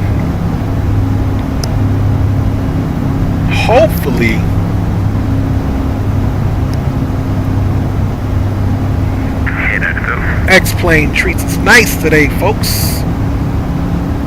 Okay, altimeter is 3002. Winds 60 degrees out of the east at 6 knots, 10 miles of visibility. And, yeah. Not my birthday, guys. 24 already? I wish. Saludo. ¿Qué hay? Orden, ¿qué tal? Sir, 319 descend near the right to arrival Orlando, altimeter 3006. Right 2 and 3006, going 319. Delta 318 descend via the Prox for arrival, landing East Miami, altimeter 3002. Descend via the Frogs 4 East transition, and we've got the altimeter 3002 from Delta 318 Heavy.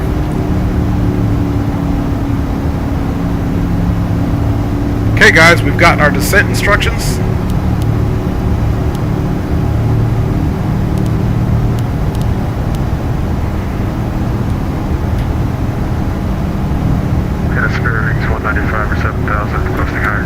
Alright, descent weather has been obtained. Actually, squawk 3. Barrel, we're not ECAM status. Okay, we'll check that. Hey guys, we're going to be starting our descent soon. 195, Cockpit, tape level 250. Tape level 250, Spirit 195. From the entire flight crew, we once again thank you for traveling with us.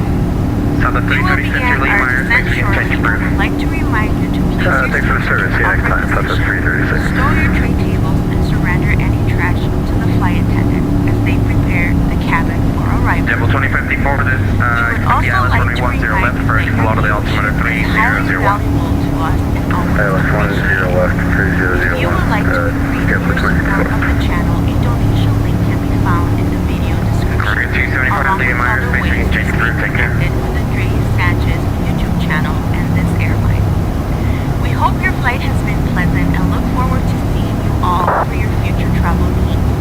See you on the ground. Alright, bottom altitude is 4,000. Miami Center, Spirit Wings, 3122 is flight level 370. Sorry, 3122 Miami Center, roger.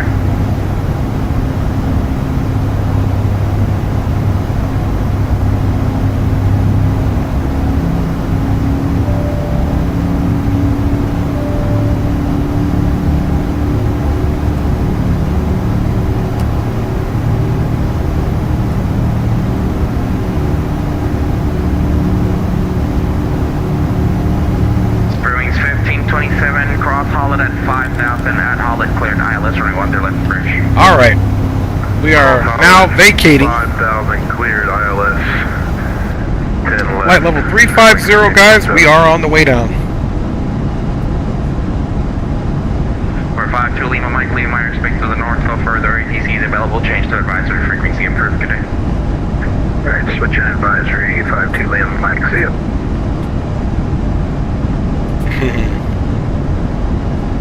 Oh, pues gracias, House. A ver si tenemos mantequilla o no, papá. ¿Vives todavía en tu isla o aquí en los estados? Fires is silly. Hey, Fires, man, don't be trying to speak the Spanish if you're going to quit too early, man. You got to keep trying. Alright, folks, we're on the way down. You know I don't like to forget stuff, so let's just go ahead and put the controls on for you guys. Time now. As we make our way into Miami International Airport.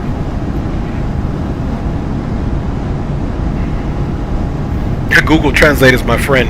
Los Estados, okay. Que chévere, que chévere. Chévere.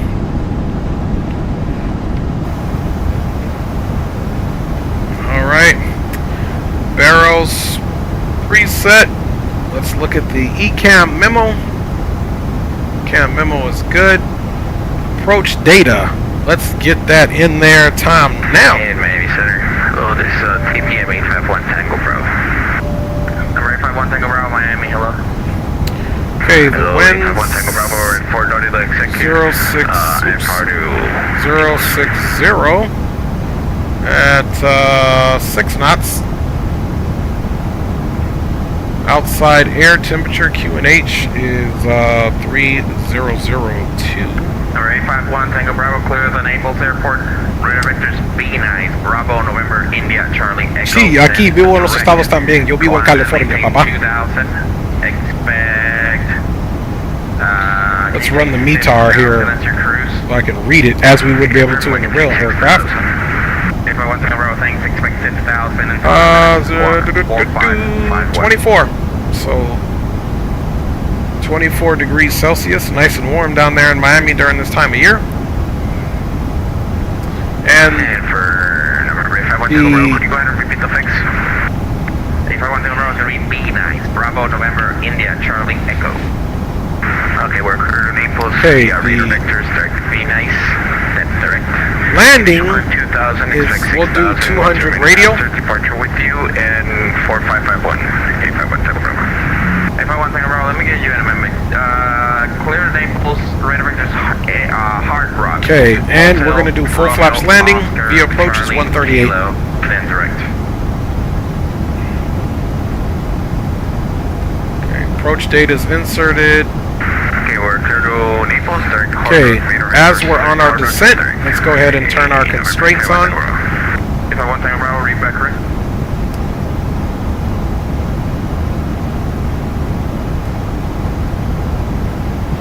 So now we have our constraints on here. Cleat 280.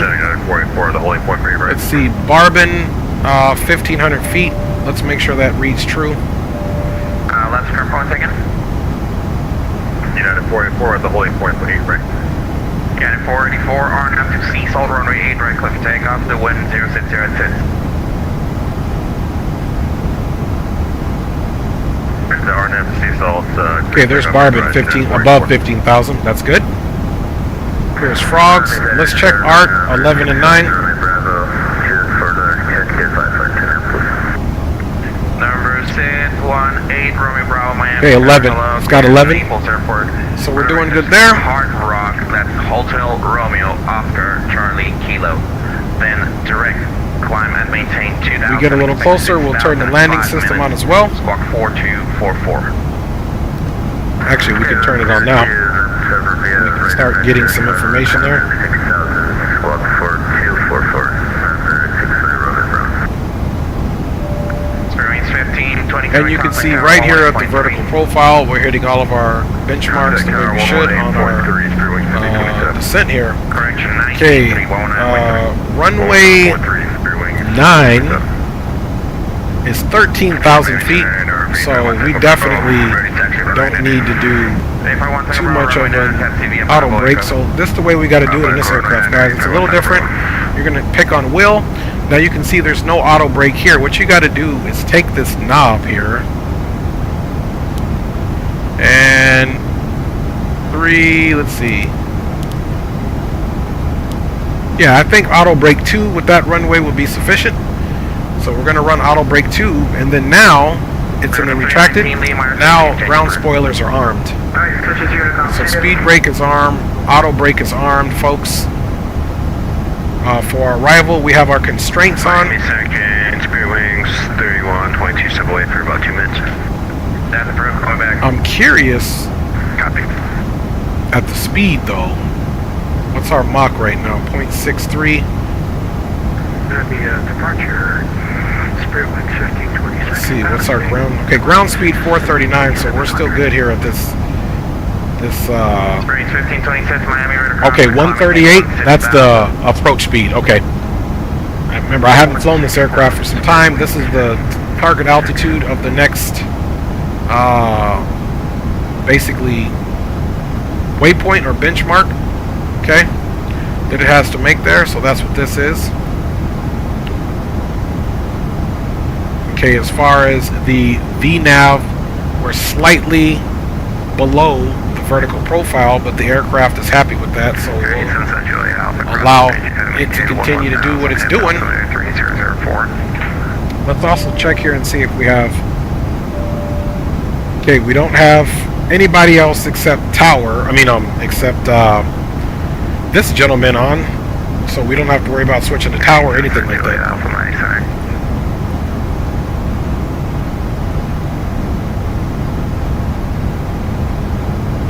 And don't forget, guys, we are 100% going to be coming to this international satellite, and it's Echo 23.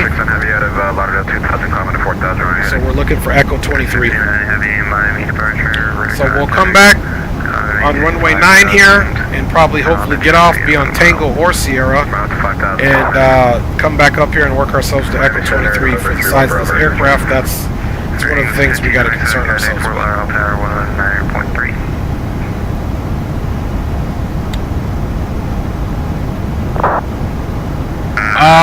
Is this plane really that bad, or do you like flying it?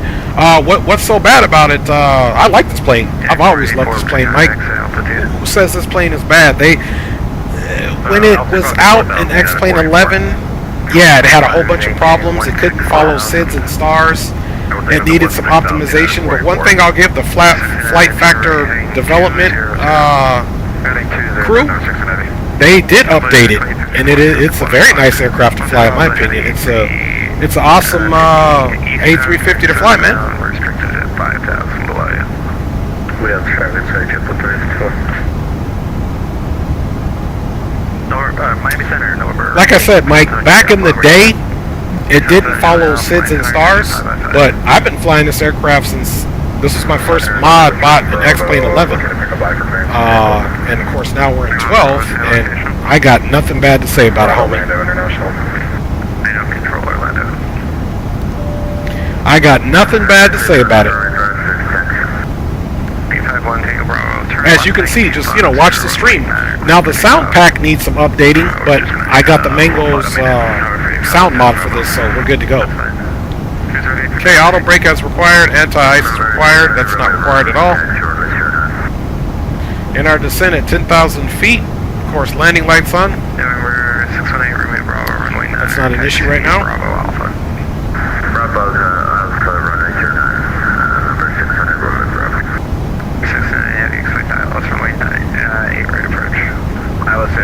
Alright, my G, Andy.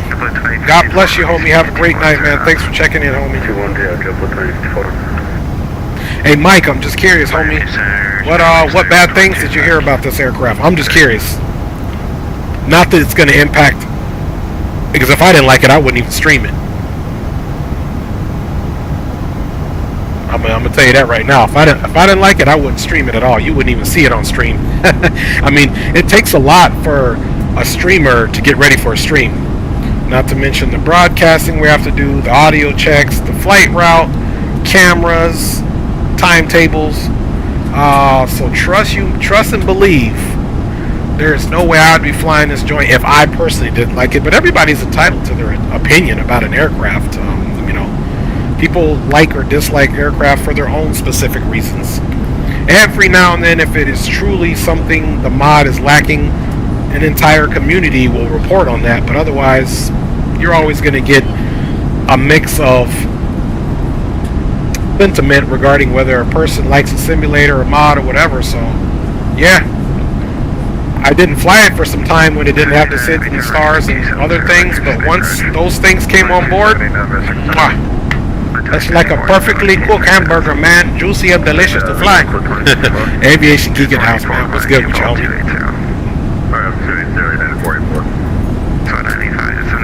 What is good with you, homie?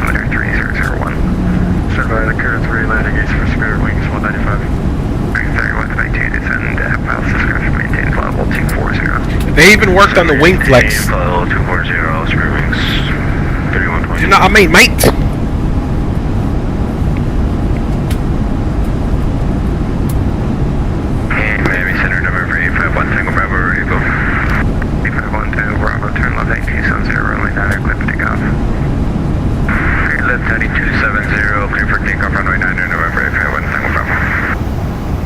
How's it going, you 6'6" food geeks? Just want to make sure it was at 240. Crazy, man. Wings 3122.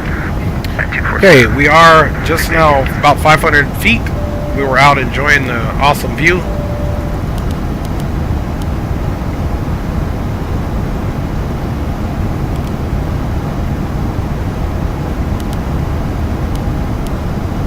Alright, 3002 across the board.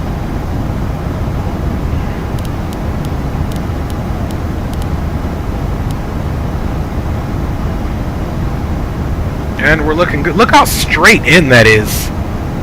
So let's figure out what the... Let's switch this back over now. Let's figure out instructions after leg. Expect ILS or RNAV runway 9 approach or radar vectors to final approach course. So we are supposed to go on a heading of 92 degrees right after a sear, which we'll have that at 4,000, and then to leg, it's 92 degrees, and it's perfectly already lined up with the runway there.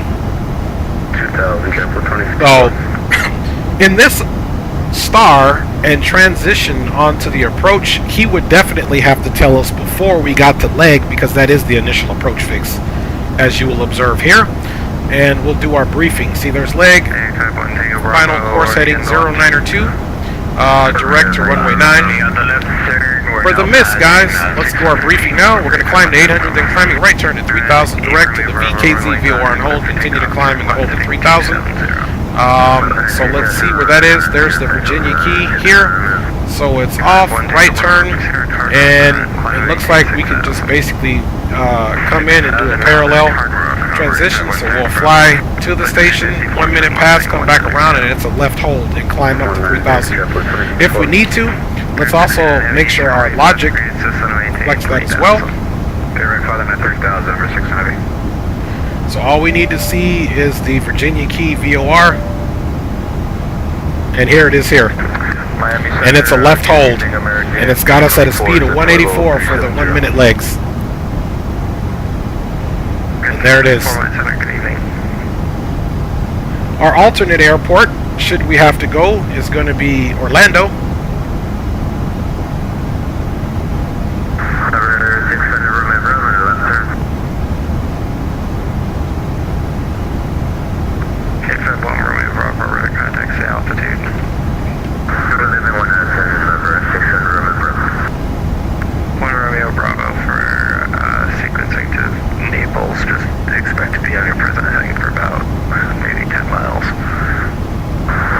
Okay, so we're pretty much going to maintain this heading for now.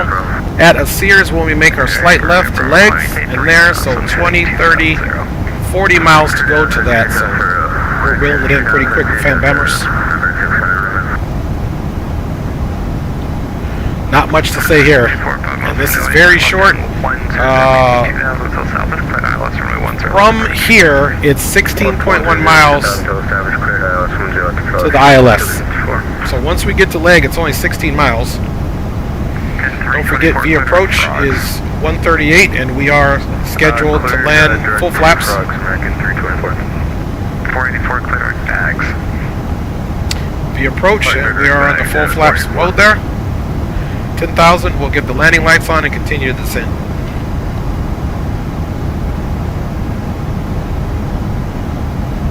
Heavy, expect ILS for my data approach, advise Miami information, Mike. Okay, we'll get Mike on board, expecting ILS approach runway 9 for Delta 318 Heavy.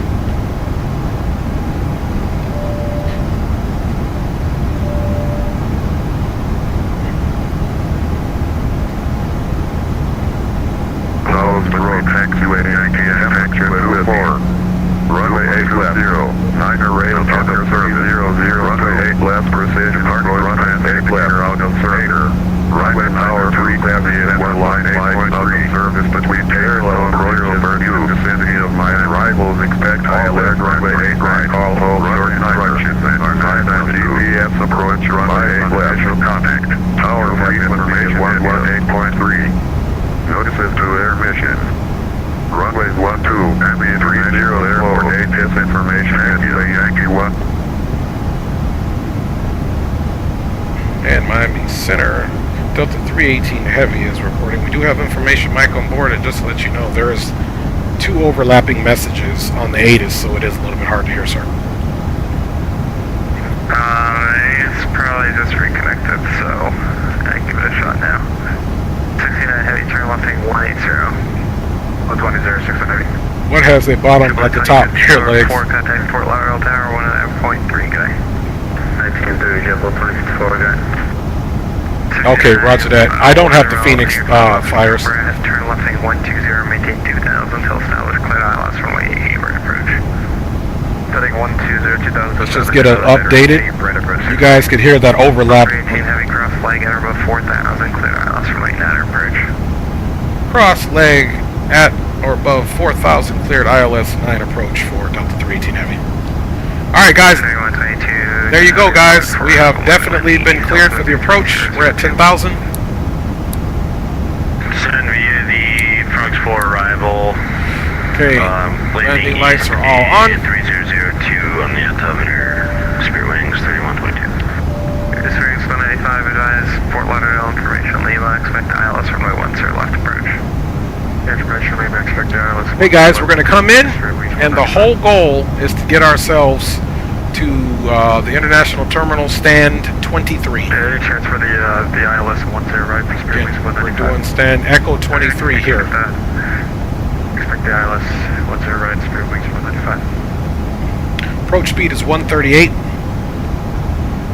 Okay, we are at 10,000.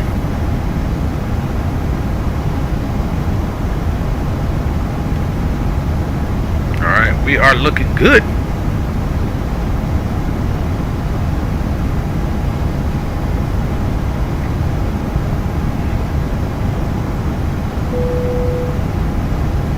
Flight 434, change advisory frequency for today. Okay, exterior lights are set. LS data, the barrel reference has been checked. Okay, we're monitoring the descent. Radar descent is required. Speed brakes are set. Weather on EFIS is required. Holding pattern is required. We checked all that.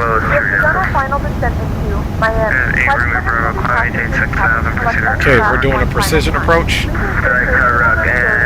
Approach phase check. We're in the approach phase. Positioning monitor. We can do that, but we're going to monitor our position here. We are good to go. We'll be at PBJ at 8,000, and then we got leg at 4,000, and the aircraft is indicating that it will make those requirements. Speed is managed, check. Speed brakes as required, check. Okay, this will be final approach button. We'll push that on the FCU. TCAS mode is TRRA. FMA, check that FMA displays the approach capability. We can already see that. We're in the FMS. And we'll get localizer and glide slope captured and do all this good stuff to get the flaps too. So, getting a little bit of precipitation here.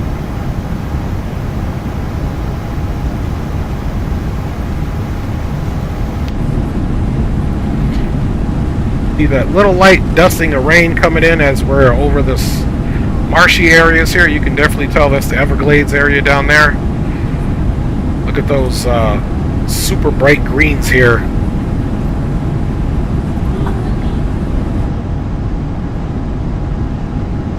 A lot of gators down there. A lot of snakes.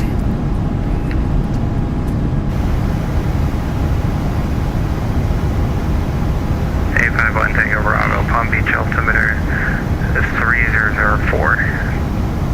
3004, November 851. Okay, speed is copacetic.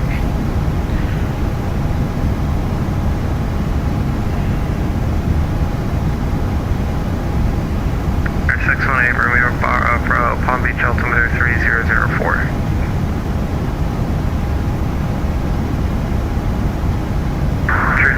Forward, number 600, Romeo Bravo.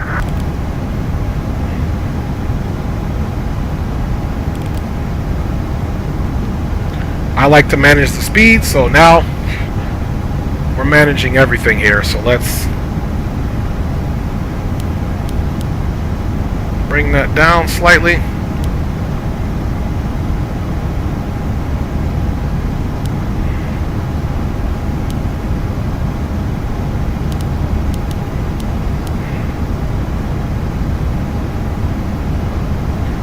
Alright, you guys. We are on the way.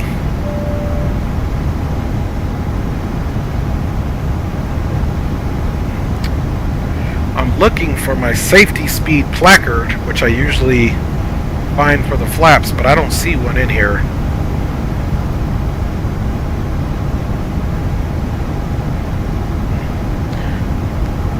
Okay, let's throw out a little bit of brakes here.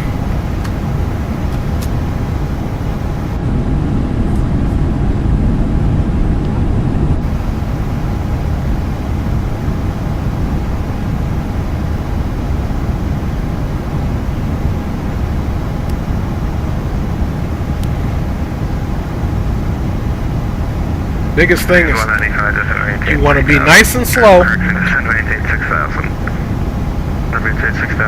You want to be nice and slow. We got our left turn coming up here, folks.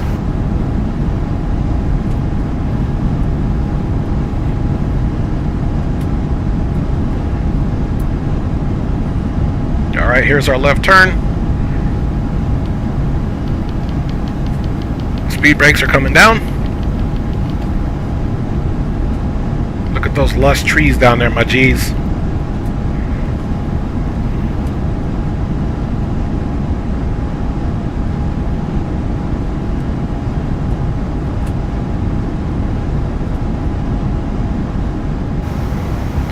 Alright guys, we can look for the localizer now. Localizer's captured. Approach mode. We are confirmed Cat 1.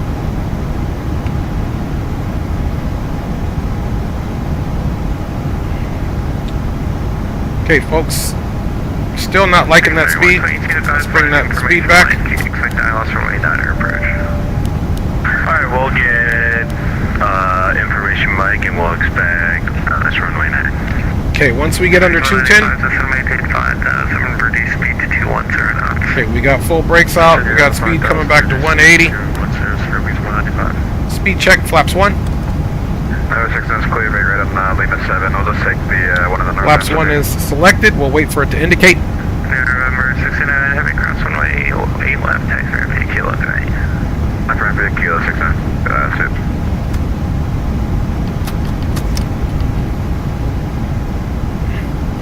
Speed check, flaps 2.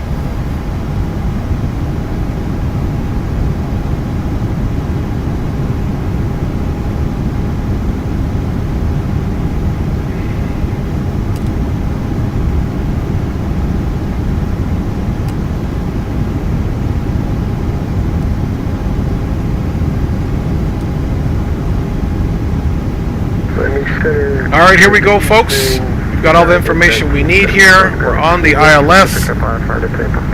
And we are 14 miles to go. Runway is in sight. As we start getting a little bit closer to the 5 mile, we will start bringing the speed back. I like the profile, I like the nose. Again, we'll come off here and try to take high-speed Tango 7, or even essentially Uniform, or Tango 8.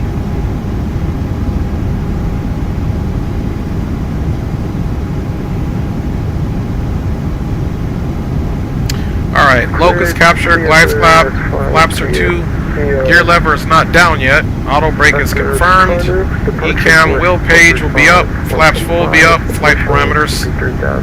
Okay. 28010 minutes after departure, squawk 4532, United 1970.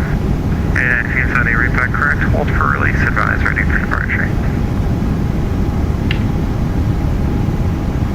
Miami Center, American 324 is back. Departure is United 1970. Series 195, descent maintain 3000. Descent maintain 3000, spirit wings 195. Delta 318 heavy, runway 9er, clear to land. Runway 9er clear to land, Delta 318 heavy. Alright guys, gear's coming down. Cross flag at or above 4000, clear to ILS. Okay, we are DME 10.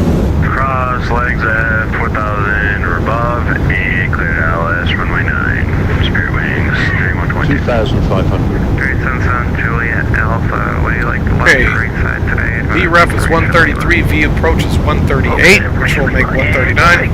We'll take 01 right. Number 877 Juliet Alpha. 77 Juliet Alpha, expect visual approach, runway 1 right.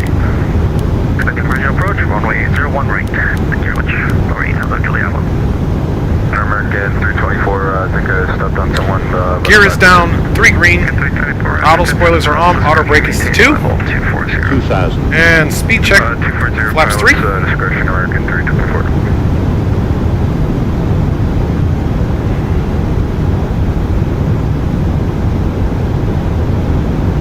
And speed check, flaps full. Feet on rudder pedal. Excuse me.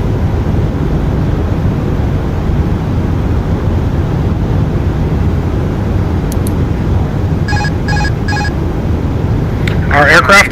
Turn left, 180. That's 180, spirit weeks 195.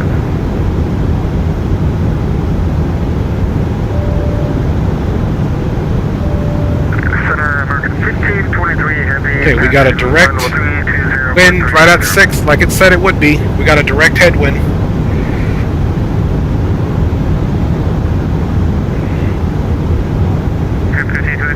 Center, squawk 7376. 7376 on the box, 1523 heavy. 1000. Check.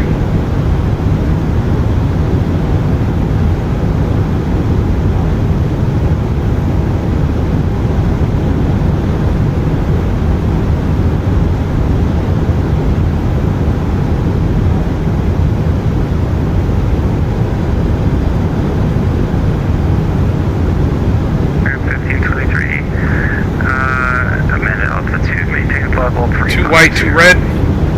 Stable approach.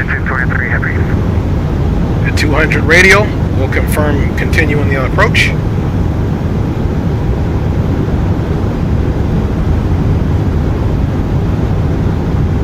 $500.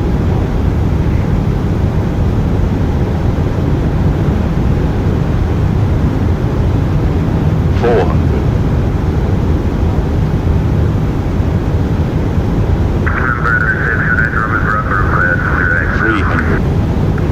618 Romeo Bravo. Unable. 200. Check. Minimums has been achieved. Landing. Bearings 195. Sorry about that late turn. 100. Turn left heading 070. And just maintain 2000. 070, maintain 2000, it's alright.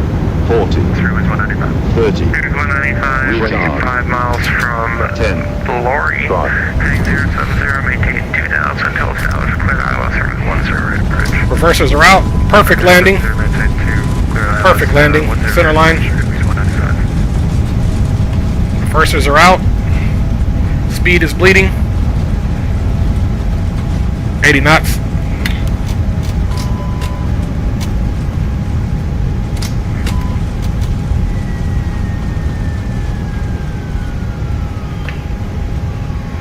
Alright, high speed. Woo, we got her down, boy. Ladies and gentlemen, welcome to Miami. The Landing's local off. time is 1 p.m. and Scope it's is off. currently about 74 degrees Woo. Fahrenheit. You can Let's now stop use here. your mobile devices. Please remain Overturn there. until the aircraft has come to a complete stop and the seatbelt sign is turned off. Remember to use 195, contact 4 left. Flaps are coming up. 109.3, good night. during the flight.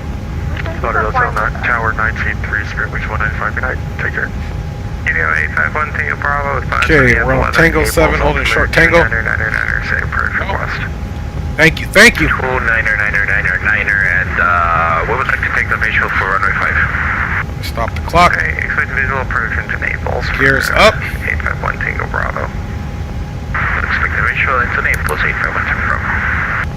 And Miami Center, Delta 318 Heavy is clear of runway 9 on Tango 7, holding short Tango, looking for stand Echo 23. Delta 19, contact Miami Tower 118.3, good day. 118.3. Over to 18.3 for Delta 318. Have a good day yourself. 1523 to set up pilot discretion, maintain level 240. Alright. Down to 240, pilot discretion, American 1523 runway 3 heavy. Alright, 618 Romeo Bravo. And who we got here is this tower. Yeah. And Miami Tower, Delta 318, clear of runway 9 on Tango 7, holding short Tango, looking for stand Echo 23. Delta 318 Miami Tower, hello. Proceed on Tango, Victor Papa, cross 12 at Papa to the ramp. Tango Victor Papa, across runway 12 on Papa to the ramp, Delta 318 heavy.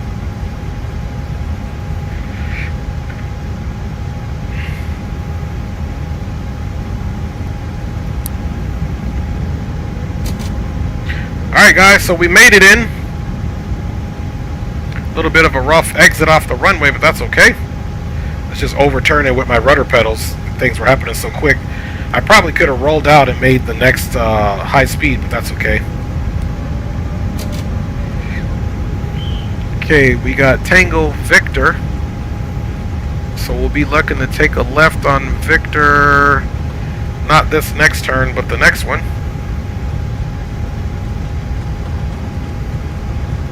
You silly aviation geek. He said even when Dre ain't trucking, he still sits low on the seat. That's why you my G, my homie. Okay, Tango. Okay, we got Victor here.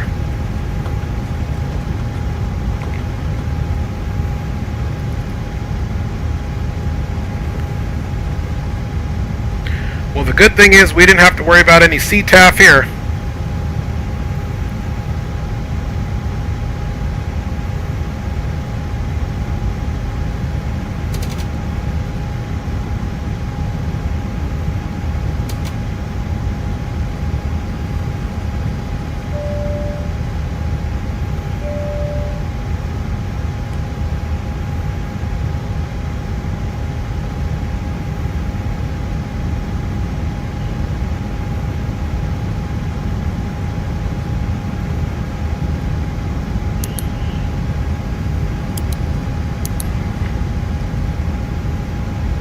Alright, runway's clear.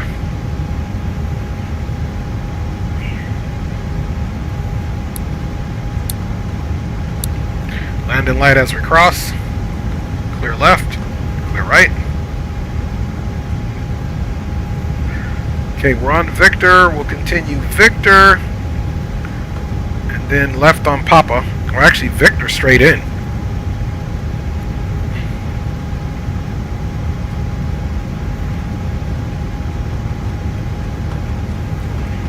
We don't even need Papa.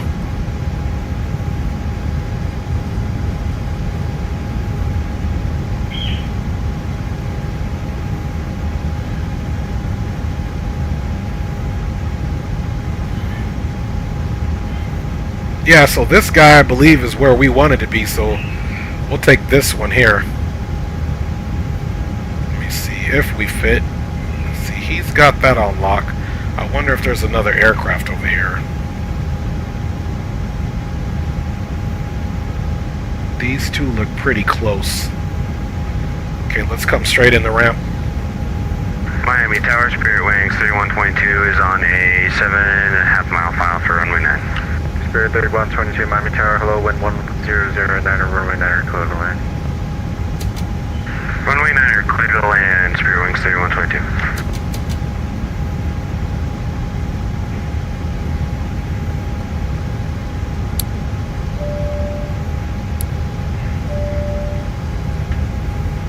Come on, X-Plane, let there be another parking for us, man. The thing with these big boys, you can't just roll in anywhere.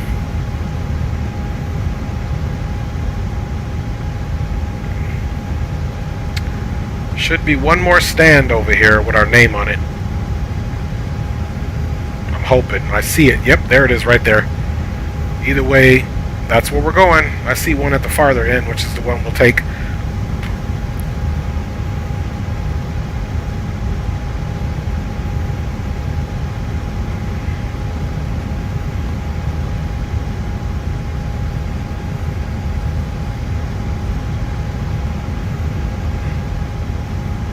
Hi, baby. Yep, I'm about to be done. You gonna do what? Okay.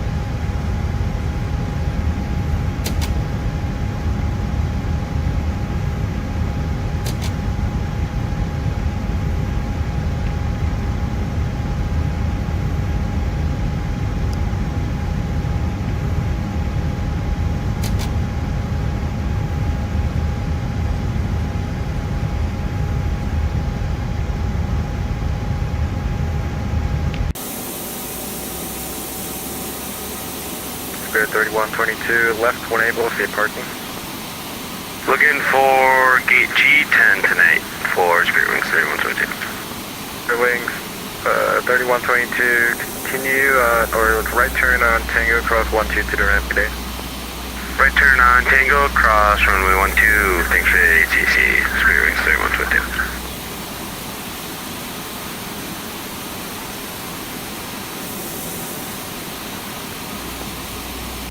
Alright, had to do that. Ooh, what's going on with my track IR here? That was crazy, man. Alright. Something's crazy with my track IR all of a sudden. Alright, parking brake is on. I don't know, something, my track IR doesn't like something, so let's get rid of that.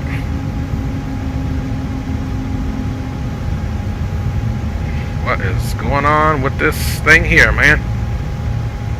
There we go. That was weird. Yeah, something to do with the mouse. It's done this before.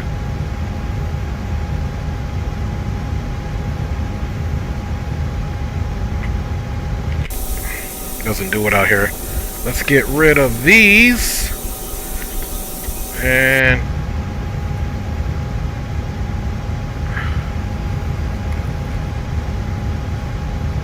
there we go.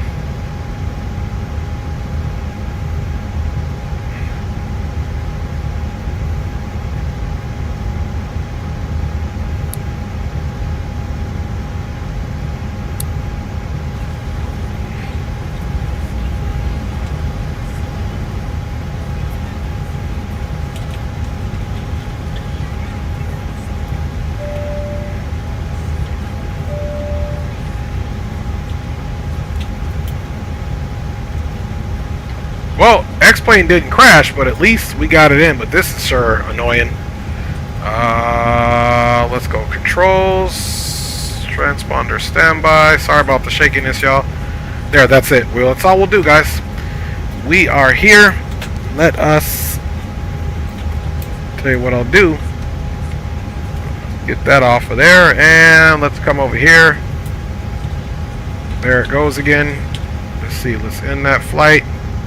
And see, this doesn't match up with what we got, but wish I didn't have that extra shot of rum. Discard that. So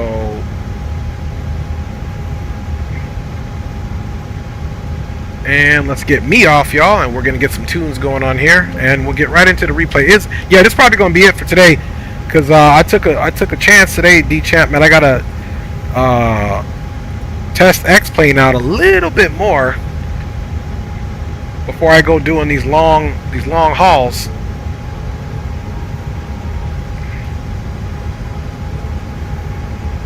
So this is going to be it for today, guys, but I just, like I said, I wanted to get some content out there for you guys, man.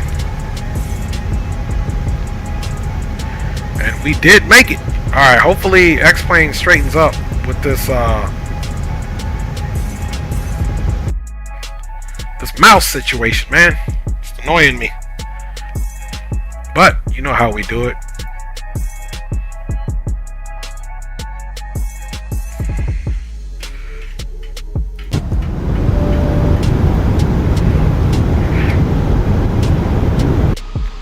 All right, y'all, replay time.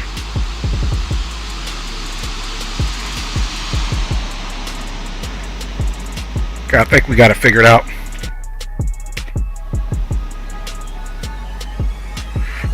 Alright, y'all, we made it in. Y'all know we're gonna be doing about 150 replays, y'all. Big up to everybody for riding on board with your boy.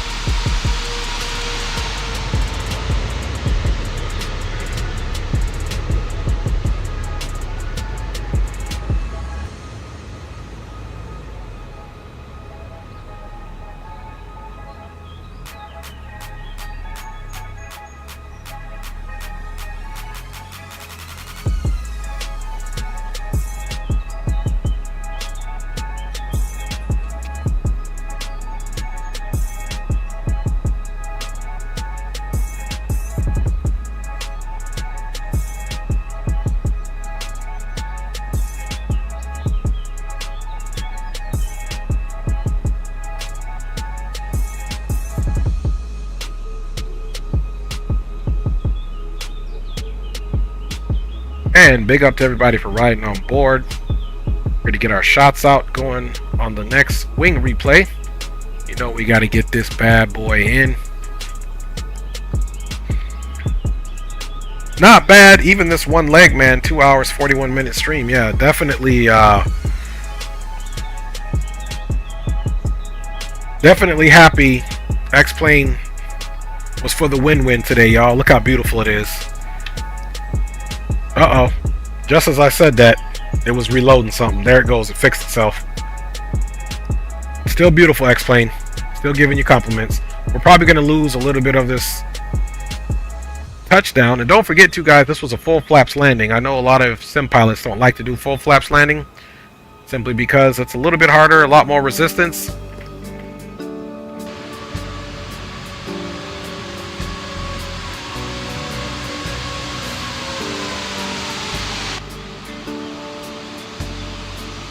Look at that touchdown center line, folks.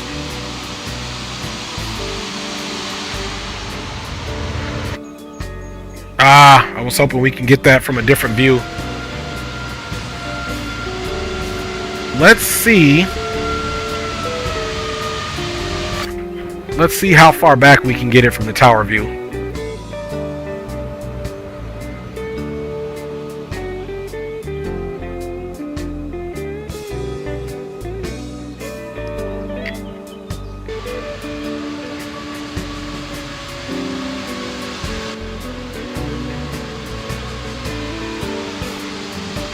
Bam! Touchdown right there.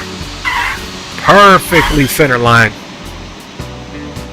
I must say, guys, that was a beautiful one. I must say, fam bammers, I am very happy with this landing, mates. Even if we didn't get the lovely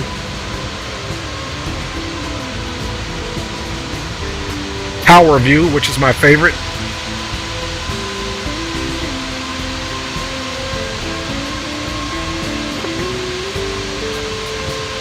Alright, get right over the numbers, looking for those touchdown blocks, just past them. Perfect center line, small little bounce, and the nose is down. Gorgeous. Gorgeous, folks. Nice. -300, high -200s. Fully loaded plane as far as passengers are concerned. Calm winds, nice approach, very nice landing, y'all.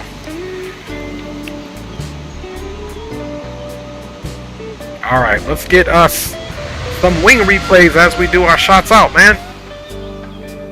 Look, even on the replay, look how center line she just came down, man. Now that is what I'm talking about, man.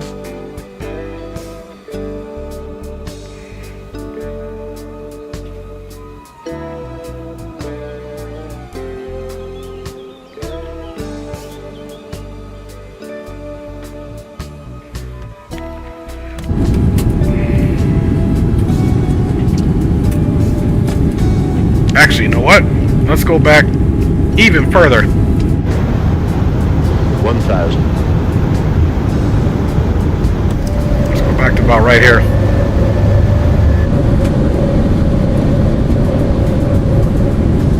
Alright, folks, it's going to be a little loud on this one. We're going to do a few ring plays. Let's get the shot outs started.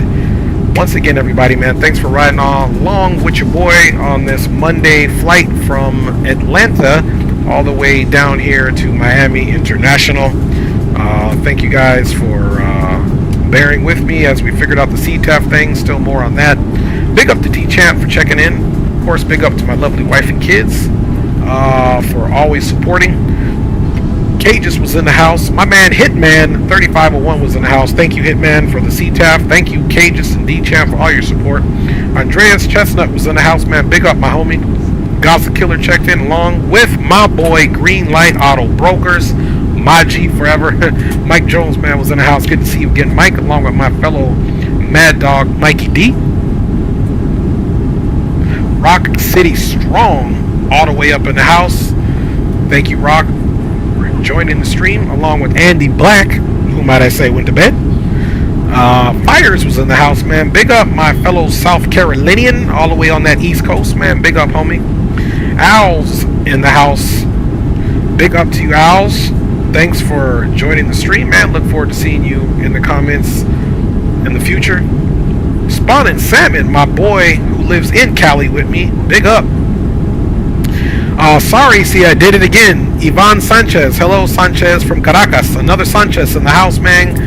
Hey, gracias por acompañarnos aquí en este stream desde Caracas. Bienvenidos a la canal si es tu primera vez. Si no, hey, good to see you again. We said Andy. We got Green. Yes, Green. We got my man Cam MD80 in the house with Nana Kiko. Big up. Big up.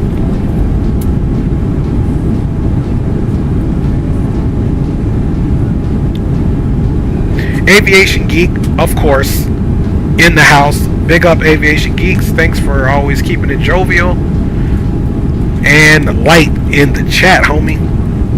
Guys, if I missed your name, I didn't mean to miss your name during the live and now in post flight as we run through the replay. I do appreciate each and every one of your viewership, support, your commentaries, the whole nine, flying with you, learning from you, sharing this passion with you guys, man. So big up to you guys. I'm gonna be quiet for now.